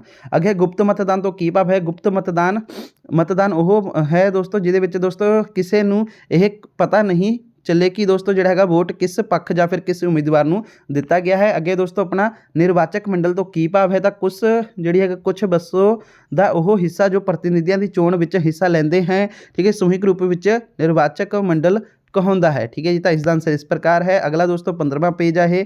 ਤਾਂ ਦੇਖੋ ਦੋਸਤੋ ਇਹਦੇ ਵਿੱਚ ਕੀ ਹੈ ਕਿ ਜਨ ਸਹਿਭਾਗਤਾ ਦੀ ਕੀ ਮਹੱਤਤਾ ਹੈ। ਜਨ ਸਹਿਭਾਗਤਾ ਨਾਲ ਦੋਸਤੋ ਜਿਹੜਾ ਹੈਗਾ ਲੋਕਤੰਤਰ ਮਜ਼ਬੂਤ ਹੁੰਦਾ ਹੈ। ਭਾਰਤ ਵਿੱਚ ਕਿਹੜੇ ਚੋਣ ਅਪ੍ਰਤੱਖ ਢੰਗ ਨਾਲ ਕਰਵਾਏ ਜਾਂਦੇ ਹਨ। ਤਾਂ ਰਾਸ਼ਟਰੀ ਦੀ ਚੋਣ ਅਤੇ ਦੋਸਤੋ ਉਪ ਰਾਸ਼ਟਰੀ ਪਤੀ ਦੀ ਚੋਣ, ਇੱਥੇ ਕੀ ਹੈ ਦੋਸਤੋ, ਮਤਲਬ ਪ੍ਰਸ਼ਨ ਇਹ ਆ ਕਿ ਅਪ੍ਰਤੱਖ ਇਨਡਾਇਰੈਕਟਲੀ ਮਤਲਬ ਕਿਹੜੇ ਚੋਣ ਹੁੰਦੇ ਹਨ। ਰਾਸ਼ਟਰਪਤੀ ਦੀ ਚੋਣ ਤੇ ਉਪ ਰਾਸ਼ਟਰਪਤੀ ਦੀ ਜਿਹੜੀ ਹੈਗੀ ਚੋਣ ਅਪ੍ਰਤੱਖ ਤਰੀਕੇ ਨਾਲ ਹੁੰਦੀ ਹੈ, ਕਿਉਂਕਿ ਅਸੀਂ ਵੋਟ ਨਹੀਂ ਦਿੰਦੇ, ਆਪਾਂ ਇਨਡਾਇਰੈਕਟਲੀ ਉਹਨਾਂ ਨੂੰ ਵੋਟ ਦਿੰਦੇ ਆ। ਤਾਂ ਦੋਸਤੋ ਦੇਖੋ ਇਸਤਰੀ ਮਤਾਧਿਕਾਰ ਦੇ ਪੱਖ ਵਿੱਚ ਕੋਈ ਇੱਕ ਜਿਹੜਾ ਹੈਗਾ ਤਰਕ ਦਿਓ। ਔਰਤ ਨੂੰ ਸਿਰਫ ਜਿਹੜਾ ਹੈਗਾ ਲਿੰਗ ਆਧਾਰ ਤੇ ਦੋਸਤੋ ਮਤਾਧਿਕਾਰ ਤੇ ਵੰਜਿਤ ਰੱਖਿਆ ਨਿਆਂ ਸੰਗਤ ਨਹੀਂ ਹੈ। ਠੀਕ ਹੈ ਜੀ। ਅੱਗੇ ਦੋਸਤੋ ਜਨਮ ਮਤ। ਤਾਂ ਦੇਖੋ ਲੋਕ ਮਤ ਦੀ ਇੱਕ ਪਰਿਭਾਸ਼ਾ ਲਿਖੋ। ਤਾਂ ਪ੍ਰੋਫੈਸਰ ਜਿਹੜਾ ਹੈਗਾ ਦੋਸਤੋ ਇੱਥੇ ਦੇਖ ਸਕਦੇ ਹੋ ਬਰਾਈਸ ਦੇ ਅਨੁਸਾਰ ਸਾਰੇ ਸਮਾਜ ਨਾਲ ਸੰਬੰਧਿਤ ਸਮੱਸਿਆਵਾਂ ਉੱਤੇ ਜਨਤਾ ਦੇ ਸਮੂਹਿਕ ਵਿਚਾਰਾਂ ਨੂੰ ਜਨਮਤ ਕਿਹਾ ਜਾਂਦਾ ਹੈ। ਸਿਹਤਮੰਦ ਲੋਕਾਂ ਮਤ ਦੇ ਨਿਰਮਾਣ ਦੀਆਂ ਕੋਈ ਦੋ ਰਿਕਟਾਵਾਂ ਦੱਸੋ। ਅਨਪੜ੍ਹਤਾ ਅਤੇ ਪੱਖਪਾਤੀ ਪੇਸ਼ਾ। ਲੋਕਮਤ ਕੀ ਹੈ। ਲੋਕਮਤ ਤੋਂ ਸਾਡਾ ਭਾਵ ਸਰਵਜਨਿਕ ਮਾਮਲਿਆਂ ਉੱਤੇ ਦੋਸਤੋ ਜਿਹੜਾ ਹੈਗਾ ਜਨਤਾ ਦੀ ਰਾਏ ਤੋਂ ਹੈ। ਲੋਕਮਤ ਲਈ ਜ਼ਰੂਰੀ ਤੱਤ ਲਿਖੋ। ਤਾਂ ਦੋਸਤੋ ਆਮ ਲੋਕ ਮਤਾਂ ਵਿੱਚ ਜਿਹੜਾ ਹੈਗਾ ਲੋਕਾਂ ਦੇ ਭਲੇ ਦੀ ਗੱਲ ਜ਼ਰੂਰੀ ਹੋਣੀ ਚਾਹੀਦੀ ਹੈ। ਅੱਗੇ ਦੋਸਤੋ ਦਲ ਪ੍ਰਣਾਲੀ, ਤਾਂ ਦੇਖੋ ਦੋਸਤੋ 2 ਦਲ ਪ੍ਰਣਾਲੀ ਵਾਲੇ 2 ਦੇਸ਼ਾਂ ਦੇ ਨਾਂ ਲਿਖੋ। ਇੰਗਲੈਂਡ ਅਤੇ ਅਮਰੀਕਾ ਵਿੱਚ 2 ਦਲ ਪ੍ਰਣਾਲੀ ਪਾਈ ਜਾਂਦੀ ਹੈ। ਅਗਲਾ ਪ੍ਰਸ਼ਨ, ਬਹੁਦਲ ਪ੍ਰਣਾਲੀ ਦਾ ਅਰਥ ਕੀ ਹੈ? ਜਿੱਥੇ 3 ਜਾਂ ਫਿਰ 3 ਤੋਂ ਵੱਧ ਰਾਜਨੀਤਿਕ ਦਲਾਂ ਦੀ ਹੋਂਦ ਹੋਵੇ ਉਹ ਪ੍ਰਣਾਲੀ ਨੂੰ ਬਹੁਦਲ ਪ੍ਰਣਾਲੀ ਦਾ ਨਾਂ ਦਿੱਤਾ ਜਾਂਦਾ ਹੈ। ਇੱਕ ਦਲੀ ਪ੍ਰਣਾਲੀ ਵਾਲੇ ਦੇਸ਼ਾਂ ਦਾ ਨਾਂ ਦੋਸਤੋ ਚੀਨ ਅਤੇ ਕਿਊਬਾ, ਠੀਕ ਹੈ। ਸੱਤਾਧਾਰੀ ਆਪਣੇ ਇੰਡੀਆ ਦੇ ਵਿੱਚ ਦੋਸਤੋ ਬਹੁਦਲ ਪ੍ਰਣਾਲੀ ਹੈ, ਠੀਕ ਹੈ ਜੀ। ਅੱਗੇ ਦੋਸਤੋ ਸੱਤਾਧਾਰੀ ਦਲ ਕਿਸ ਨੂੰ ਕਹਿੰਦੇ ਹਨ? ਸੱਤਾਧਾਰੀ ਦਲ ਉਸ ਨੂੰ ਕਹਿੰਦੇ ਹਨ ਜਿਸ ਨੂੰ ਚੋਣਾਂ ਜਿੱਤਣ ਤੋਂ ਬਾਅਦ ਸਰਕਾਰ ਬਣਾਈ ਹੋਵੇ, ਜਿਵੇਂ ਕਿ ਆਪਣੇ ਇੰਡੀਆ ਦੇ ਵਿੱਚ ਪ੍ਰਾਈਮ ਮਿਨਿਸਟਰ ਨਰਿੰਦਰ ਮੋਦੀ ਜੀ ਤੇ ਪੰਜਾਬ ਦੇ ਵਿੱਚ ਦੋਸਤੋ ਸ਼੍ਰੀ ਭਗਵੰਤ ਮਾਨ ਜੀ। ਅੱਗੇ ਦੋਸਤੋ ਅਗਲਾ ਪ੍ਰਸ਼ਨ ਆ ਕਿ 2 ਦਲੀ ਪ੍ਰਣਾਲੀ ਦਾ ਕੋਈ ਇੱਕ ਦੇਸ਼ ਲਿਖੋ। ਤਾਂ ਦੋਸਤੋ 2 ਦਲੀ ਪ੍ਰਣਾਲੀ ਵਿੱਚ ਮੰਤਰੀ ਮੰਡਲ ਦੀ ਤਾਨਾਸ਼ਾਹੀ ਜਿਹੜੀ ਹੈਗੀ ਸਥਾਪਿਤ ਹੋ ਜਾਂਦੀ ਹੈ। ਤਾਂ ਦੋਸਤੋ ਅਗਲਾ ਕੀ ਹੈ? ਰਾਜਨੀਤਿਕ ਦਲ ਡੈਸ਼ ਦੀ ਜਿਹੜੀ ਹੈਗੀ ਆ ਜਾਨ ਕਹਾਉਂਦੇ ਹਨ ਤਾਂ ਲੋਕਤੰਤਰ ਦੀ, ਠੀਕ ਹੈ ਜੀ। ਅਗਲਾ ਆਪਣਾ ਪ੍ਰਸ਼ਨ ਦੋਸਤੋ ਕੀ ਹੈ? ਹਿੱਤ ਸਮੂਹ ਅਤੇ ਦੋਸਤੋ ਦਬਾਅ ਸਮੂਹ। ਤਾਂ ਦੇਖੋ ਰਾਜਨੀਤਿਕ ਦਲਾਂ ਅਤੇ ਦਬਾਅ ਸਮੂਹਾਂ ਦੇ ਵਿਚਕਾਰ ਇੱਕ ਅੰਤਰ ਲਿਖੋ। ਰਾਜਨੀਤਿਕ ਦਲਾਂ ਦਾ ਦੋਸਤੋ ਮੁੱਖ ਉਦੇਸ਼ ਜਿਹੜਾ ਹੈਗਾ ਰਾਜਨੀਤਿਕ ਸੱਤਾ ਜਿਹੜਾ ਹੈਗਾ ਪ੍ਰਾਪਤ ਕਰਨਾ ਹੈ, ਜਦਕਿ ਦੋਸਤੋ ਦਬਾਅ ਸਮੂਹ ਉਦੇਸ਼ਾਂ ਦੀ ਸੱਤਾ ਦਾ ਪ੍ਰਾਪਤ ਕਰਨਾ ਨਹੀਂ ਹੁੰਦਾ ਹੈ। ਅੱਗੇ ਦੋਸਤੋ ਦਬਾਅ ਸਮੂਹ ਨੂੰ ਜਿਹੜਾ ਹੈਗਾ ਵਾ ਸਭ ਤੋਂ ਵੱਧ ਕਿਸ ਦੇਸ਼ ਵਿੱਚ ਪਾਏ ਜਾਂਦੇ ਹਨ? ਤਾਂ ਇੰਗਲੈਂਡ ਦੇ ਵਿੱਚ। ਦਬਾਅ ਸਮੂਹ ਦਾ ਲਾਭ ਲਿਖੋ। ਤਾਂ ਦੋਸਤੋ ਦਬਾਅ ਸਮੂਹ ਜਿਹੜਾ ਹੈਗਾ ਵਿਭਿੰਨ ਵਰਗਾਂ ਦੇ ਹਿੱਤਾਂ ਦੀ ਜਿਹੜੀ ਹੈਗੀ ਰੱਖਿਆ ਕਰਦੇ ਹਨ। ਤਾਂ ਟੈਨਸ਼ਨ ਨਾ ਲਓ ਦੋਸਤੋ ਕਿ ਇਹ ਬਲਰ ਆ, ਕਿ ਇਹ ਵਿਜ਼ੀਬਲ ਨਹੀਂ ਹੈਗਾ, ਤੁਸੀਂ ਟੈਨਸ਼ਨ ਨਾ ਲਓ, ਮੈਂ ਤੁਹਾਨੂੰ ਦੱਸ ਰਿਹਾ ਵਾਂ ਇਹਦੇ ਵਿੱਚ ਕੀ ਕੀ ਲਿਖਿਆ ਹੋਇਆ ਵਾ, ਤੁਸੀਂ ਬਿਲਕੁਲ ਟੈਨਸ਼ਨ ਨਹੀਂ ਲੈਣੀ ਹੈਗੀ ਦੋਸਤੋ। ਇਸ ਵਾਰ ਸਾਡੇ ਤੋਂ ਇਹ PDF ਇਸ ਤਰ੍ਹਾਂ ਦੀ ਆਈ ਹੈ ਤਾਂ ਤੁਹਾਨੂੰ ਦੋਸਤੋ ਇਸ ਤਰ੍ਹਾਂ ਦਾ ਇਹ ਕਰਵਾ ਰਿਹਾ ਨਹੀਂ, ਕਿਉਂਕਿ ਮੇਰੇ ਕੋਲ ਨਾ ਆ ਜਿਹੜਾ ਪੇਪਰ ਹੈ ਨਾ ਗੈਸ ਪੇਪਰ, ਇਹ ਮੇਰੇ ਕੋਲ ਨਹੀਂ ਹੈਗਾ ਵਾ, ਠੀਕ ਹੈ ਜੀ। ਨਹੀਂ ਤਾਂ ਹਰ ਵਾਰੀ ਇਹ ਮੇਰੇ ਕੋਲ ਪਹੁੰਚ ਜਾਂਦਾ ਸੀਗਾ, ਇਸ ਵਾਰੀ ਇਹ ਮੇਰੇ ਕੋਲ ਨਹੀਂ ਪਹੁੰਚਿਆ, ਇਹ ਮੈਂ ਕਿਸੇ ਤੋਂ ਮੰਗਵਾਇਆ ਵਾ, ਮੈਂ ਤੁਹਾਨੂੰ ਵਾਰ-ਵਾਰ ਦੱਸ ਰਿਹਾ, ਇਸ ਲਈ ਇਹ ਪਿਕ ਕਲੀਅਰ ਨਹੀਂ ਹੈਗੀ, ਠੀਕ ਹੈ ਜੀ। ਤਾਂ ਦੇਖੋ ਦੋਸਤੋ ਆਪਾਂ ਕਿੱਥੇ ਸੀਗੇ? ਹਾਂਜੀ, ਕਿ ਦਬਾਅ ਸਮੂਹ ਦਾ ਲਾਭ ਲਿਖੋ। ਦਬਾਅ ਸਮੂਹ ਦੋਸਤੋ ਵਿਭਿੰਨ ਵਰਗਾਂ ਦੇ ਹਿੱਤਾਂ ਦੀ ਰੱਖਿਆ ਕਰਦੇ ਹਨ। ਅੱਗੇ ਲਿਖਿਆ ਦੋਸਤੋ ਕੋਈ 2 ਮਜ਼ਦੂਰ ਸੰਘਾਂ ਦੇ ਨਾਂ ਲਿਖੋ। ਸਰਬ ਭਾਰਤੀ ਟ੍ਰੇਡ ਯੂਨੀਅਨ ਅਤੇ ਸਰਬ ਭਾਰਤੀ ਟ੍ਰੇਡ ਯੂਨੀਅਨ ਕਾਂਗਰਸ ਅਤੇ ਭਾਰਤੀ ਮਜ਼ਦੂਰ ਸੰਘ। ਕੋਈ 2 ਹਿੱਤ ਸਮੂਹਾਂ ਦੇ ਨਾਂ ਦੱਸੋ। ਤਾਂ ਦੋਸਤੋ ਸਰਬ ਭਾਰਤੀ ਇਸਤਰੀ ਸੰਮੇਲਨ, ਠੀਕ ਹੈ ਜੀ, ਭਾਰਤੀ ਕਿਸਾਨ ਯੂਨੀਅਨ। ਹੇਠ ਲਿਖਿਆ ਵਿੱਚੋਂ ਕਿਹੜਾ ਕੰਮ ਦਬਾਅ ਸਮੂਹ ਦਾ ਨਹੀਂ ਹੈ? ਤਾਂ ਦੋਸਤੋ ਚੋਣ ਲੜਨਾ। ਬਾਕੀ ਇਹ ਵਿਸ਼ੇਸ਼ ਹਿੱਤਾਂ ਦੀ ਰੱਖਿਆ, ਸਰਕਾਰ ਦੇ ਦਬਾਅ ਪਾਉਣਾ, ਠੀਕ ਹੈ, ਸਰਕਾਰ ਨੂੰ ਜ਼ਰੂਰੀ ਜਾਣਕਾਰੀ ਪ੍ਰਦਾਨ ਕਰਨਾ, ਇਹ ਉਹਨਾਂ ਦੇ ਕੰਮ ਹੈ। ਅੱਗੇ ਦੋਸਤੋ ਪਾਰਟ B, ਠੀਕ ਹੈ ਜੀ। ਤਾਂ ਦੇਖੋ ਦੋਸਤੋ ਭਾਰਤੀ ਲੋਕਤੰਤਰ ਤੇ ਸੰਸਦੀ ਜਿਹੜਾ ਹੈਗਾ ਦੋਸਤੋ ਮਾਡਲ। ਤਾਂ ਦੇਖੋ ਭਾਰਤ ਦੁਆਰਾ ਜਿਹੜਾ ਹੈਗਾ ਸੰਸਦੀ ਪ੍ਰਣਾਲੀ ਦੀ ਚੋਣ ਕਰਨ ਲਈ ਇੱਕ ਕਾਰਨ ਲਿਖੋ। ਭਾਰਤ ਵਿੱਚ ਸੰਸਦੀ ਪ੍ਰਣਾਲੀ ਪਹਿਲਾਂ ਤੋਂ ਹੀ ਦੋਸਤੋ ਪ੍ਰਚਲਿਤ ਸੀ, ਇਸੇ ਕਾਰਨ ਦੋਸਤੋ ਰਾਜਨੀਤਿਕ ਮਾਹਿਰਾਂ ਨੇ ਇਸ ਦਾ ਸਮਰਥਨ ਕੀਤਾ। ਭਾਰਤੀ ਸੰਸਦ ਦਾ ਸ਼ਾਸਨ ਪ੍ਰਣਾਲੀ ਦੀ ਇੱਕ ਵਿਸ਼ੇਸ਼ਤਾ ਲਿਖੋ। ਤਾਂ ਦੋਸਤੋ ਕਾਰਜਪਾਲਿਕਾ ਵਿਧਾਨ ਮੰਡਲ ਦੇ ਪ੍ਰਤੀ ਜਿਹੜਾ ਹੈਗਾ ਉੱਤਰਦਾਈ ਹੁੰਦਾ ਹੈ। ਭਾਰਤ ਵਿੱਚ ਸੰਸਦੀ ਸਰਕਾਰ ਦੀ ਕੋਈ ਇੱਕ ਵਿਸ਼ੇਸ਼ਤਾ ਲਿਖੋ। ਤਾਂ ਦੇਖੋ ਇਹਦੇ ਵਿੱਚ ਕੀ ਲਿਖਿਆ ਹੈ ਕਿ ਭਾਰਤ ਵਿੱਚ ਕਾਰਜਪਾਲਿਕਾ ਅਤੇ ਦੋਸਤੋ ਵਿਧਾਨ ਪਾਲਿਕਾ ਵਿੱਚ ਨੇੜੇ ਦੇ ਸੰਬੰਧ ਪਾਇਆ ਜਾਂਦਾ ਹੈ। ਭਾਰਤੀ ਸੰਸਦ ਪ੍ਰਣਾਲੀ ਦਾ ਇੱਕ ਦੇਸ਼ ਲਿਖੋ। ਤਾਂ ਦੋਸਤੋ ਭਾਰਤੀ ਵਿੱਚ ਜਿਹੜਾ ਹੈਗਾ ਵਾ ਚੰਗੀਆਂ ਸੰਸਦ ਪਰੰਪਰਾਵਾਂ ਦੀ ਜਿਹੜੀ ਹੈਗੀ ਦੋਸਤੋ ਕੀ ਹੈ? ਘਾਟ ਹੈ। ਭਾਰਤ ਵਿੱਚ ਨਾਮਮਾਤਰ ਦਾ ਕਾਰਜਪਾਲਿਕਾ ਪ੍ਰਧਾਨ ਕੌਣ ਹੁੰਦਾ ਹੈ? ਤਾਂ ਰਾਸ਼ਟਰਪਤੀ। ਅਗਲਾ ਪ੍ਰਸ਼ਨ ਦੋਸਤੋ ਦੇਖ ਲੈਂਦੇ ਹਾਂ। ਅਗਲਾ ਪ੍ਰਸ਼ਨ ਇਹਦੇ ਵਿੱਚ ਕੀ ਹੈ ਕਿ ਭਾਰਤੀ ਲੋਕਤੰਤਰ ਨੂੰ ਜਾਤੀਵਾਦ ਕਿਵੇਂ ਪ੍ਰਭਾਵਿਤ ਕਰਦਾ ਹੈ? ਤਾਂ ਚੋਣਾਂ ਦੀ ਜਾਤੀ ਦੇ ਨਾਂ 'ਤੇ ਦੋਸਤੋ ਲੋਕਾਂ ਤੋਂ ਵੋਟਾਂ ਮੰਗੀਆਂ ਜਾਂਦੀਆਂ ਹਨ। ਸਮਾਜਿਕ ਅਸਮਾਨਤਾ ਭਾਰਤੀ ਲੋਕਤੰਤਰ ਲਈ ਕਿਸ ਪ੍ਰਕਾਰ ਜਿਹੜੀ ਹੈਗੀ ਸਮੱਸਿਆ ਹੈ? ਤਾਂ ਦੋਸਤੋ ਇਸ ਦਾ ਆਨਸਰ ਆ ਜਾਏਗਾ ਸਮਾਜਿਕ ਤੌਰ 'ਤੇ ਦੋਸਤੋ ਦਬੇ ਲੋਕਾਂ ਦੀ ਰਾਜਨੀਤੀ ਵਿੱਚ ਕਿਰਿਆਸ਼ੀਲ ਭੂਮਿਕਾ ਨਹੀਂ ਨਿਭਾ ਸਕਦੇ। ਅਗਲਾ ਪ੍ਰਸ਼ਨ ਦੋਸਤੋ ਕੀ ਹੈ ਕਿ ਆਰਥਿਕ ਅਸਮਾਨਤਾ ਦਾ ਭਾਰਤੀ ਲੋਕਤੰਤਰ 'ਤੇ ਕੀ ਪ੍ਰਭਾਵ ਹੈ? ਰਾਜਨੀਤਿਕ ਸ਼ਕਤੀ ਪੂੰਜੀਪਤੀਆਂ ਦੇ ਹੱਥ ਵਿੱਚ ਕੇਂਦਰਿਤ ਹੋ ਕੇ ਰਹਿ ਗਈ ਹੈ, ਠੀਕ ਹੈ ਜੀ। ਭਾਰਤੀ ਵਿੱਚ ਅਨਪੜ੍ਹਤਾ ਦੇ ਮੁੱਖ ਕਾਰਨ ਕੀ ਹਨ? ਤਾਂ ਦੋਸਤੋ ਵੱਧਦੀ ਹੋਈ ਜਨਸੰਖਿਆ ਤੇ ਗਰੀਬੀ। ਭਾਰਤੀ ਵਿੱਚ ਬੇਰੁਜ਼ਗਾਰੀ ਨੂੰ ਲੋਕਤੰਤਰ ਨੂੰ ਕਿਵੇਂ ਪ੍ਰਭਾਵਿਤ ਕੀਤਾ? ਦੇਖੋ ਬੇਘਰ ਵਿਅਕਤੀਆਂ ਨੂੰ ਦੋਸਤੋ ਜਿਹੜਾ ਹੈਗਾ ਵਾ ਆਪਣੇ ਅਧਿਕਾਰ ਅਤੇ ਕਰਤੱਵਾਂ ਦੇ ਪਾਲਣ ਦੀ ਕੋਈ ਜਿਹੜੀ ਹੈਗੀ ਪ੍ਰਵਾਹ ਨਹੀਂ ਹੁੰਦੀ, ਉਹ ਆਪਣੀ ਵੋਟ ਵੀ ਵੇਚ ਦਿੰਦਾ ਹੈ। ਅੱਗੇ ਦੋਸਤੋ ਜਾਤੀ ਹਿੰਸਾ ਤੋਂ ਕੀ ਅਰਥ ਹੈ? ਤਾਂ ਦੋਸਤੋ ਅੰਤਰ ਜਾਤੀ ਹਿੰਸਾ ਨੂੰ ਜਾਤੀ ਹਿੰਸਾ ਜਿਹੜਾ ਹੈਗਾ ਕਿਹਾ ਜਾਂਦਾ ਹੈ। ਸੰਸਦੀ ਸ਼ਾਸਨ ਪ੍ਰਣਾਲੀ ਵਿੱਚ ਮੰਤਰੀ ਮੰਡਲ ਨੂੰ ਜਿਹੜਾ ਹੈਗਾ ਕੌਣ ਭੰਗ ਕਰ ਸਕਦਾ ਹੈ? ਤਾਂ ਪ੍ਰਧਾਨ ਮੰਤਰੀ ਦੀ ਸਲਾਹ 'ਤੇ ਰਾਸ਼ਟਰਪਤੀ ਜਿਹੜਾ ਹੈਗਾ ਵਾ ਭੰਗ ਕਰ ਸਕਦਾ ਹੈ। ਭਾਰਤ ਵਿੱਚ ਹੁਣ ਤੱਕ ਦੋਸਤੋ ਜਿਹੜਾ ਹੈਗਾ 16 ਲੋਕ ਸਭਾ ਦੀਆਂ ਜਿਹੜੀਆਂ ਹੈਗੀਆਂ ਚੋਣਾਂ ਕਰਵਾਈਆਂ ਜਾ ਚੁੱਕੀਆਂ ਹਨ, ਠੀਕ ਹੈ ਜੀ। ਅੱਗੇ ਦੋਸਤੋ ਸੰਵਿਧਾਨ ਦੇ 86ਵੇਂ ਸੰਸ਼ੋਧਨ ਦੁਆਰਾ ਦੋਸਤੋ ਅਨੁਛੇਦ 21A ਮੁਫਤ ਅਤੇ ਦੋਸਤੋ ਜ਼ਰੂਰੀ ਸਿੱਖਿਆ ਦਾ ਪ੍ਰਬੰਧ ਕਰਦੀ ਹੈ, ਠੀਕ ਜਾਂ ਗਲਤ? ਹੈ ਦੋਸਤੋ ਇਹ ਬਿਲਕੁਲ ਸਹੀ ਹੈ। ਅੱਗੇ ਦੋਸਤੋ ਸਥਾਨਿਕ ਪੱਧਰ ਦਾ ਲੋਕਤੰਤਰ। ਤਾਂ ਦੇਖੋ ਪੰਚਾਇਤੀ ਰਾਜ ਕੀ ਹੈ? ਤਾਂ ਪੰਚਾਇਤੀ ਰਾਜ ਉਸ ਵਿਵਸਥਾ ਨੂੰ ਕਹਿੰਦੇ ਹਨ ਜਿਸ ਦੇ ਦੁਆਰਾ ਦੋਸਤੋ ਪਿੰਡਾਂ ਦੇ ਲੋਕਾਂ ਨੂੰ ਆਪਣੇ ਪਿੰਡਾਂ ਦਾ ਪ੍ਰਸ਼ਾਸਨ ਅਤੇ ਵਿਕਾਸ ਖੁਦ ਆਪਣੀ ਇੱਛਾ ਅਤੇ ਜ਼ਰੂਰਤ ਅਨੁਸਾਰ ਕਰਨ ਦਾ ਅਧਿਕਾਰ ਦਿੱਤਾ ਜਾਂਦਾ ਹੈ। ਪੰਚਾਇਤੀ ਸਮਿਤੀ ਦਾ ਕਾਰਜਕਾਰੀ ਦੋਸਤੋ ਅਧਿਕਾਰੀ ਕੌਣ ਹੁੰਦਾ ਹੈ?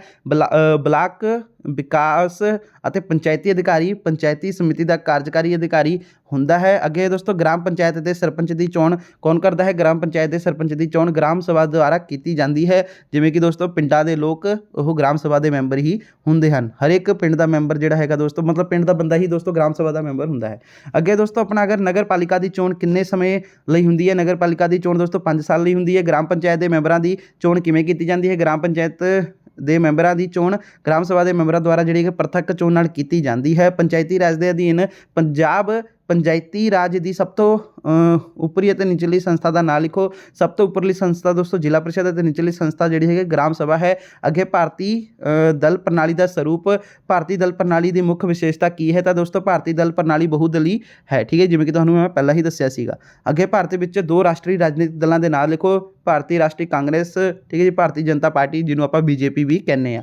ਅੱਗੇ ਦੋਸਤੋ ਭਾਰਤ ਵਿੱਚ ਪਾਏ ਜਾਣ ਵਾਲੇ ਜਿਹੜੇ ਕੋਈ 2 ਖੇਤਰਾਂ ਦੇ ਮਤਲਬ ਖੇਤਰਾਂ ਦਲਾਂ ਦੇ ਨਾਂ ਲਿਖੋ। ਠੀਕ ਹੈ ਜੀ, ਤਾਂ ਇਹਦਾ ਹੈਗਾ ਦੋਸਤੋ ਇੰਡੀਅਨ ਨੈਸ਼ਨਲ ਲੋਕ ਦਲ ਅਤੇ ਸ਼੍ਰੋਮਣੀ ਅਕਾਲੀ ਦਲ। ਠੀਕ ਹੈ ਜੀ, ਮਤਲਬ ਜੋ ਖੇਤਰੀ ਪਾਰਟੀ ਨੇ, ਜਿਵੇਂ ਕਿ ਸ਼੍ਰੋਮਣੀ ਅਕਾਲੀ ਦਲ ਇਹ ਪੰਜਾਬ ਦੇ ਵਿੱਚ ਹੈ ਜਿਵੇਂ, ਠੀਕ ਹੈ ਜੀ, ਇਸ ਤਰ੍ਹਾਂ ਦਾ।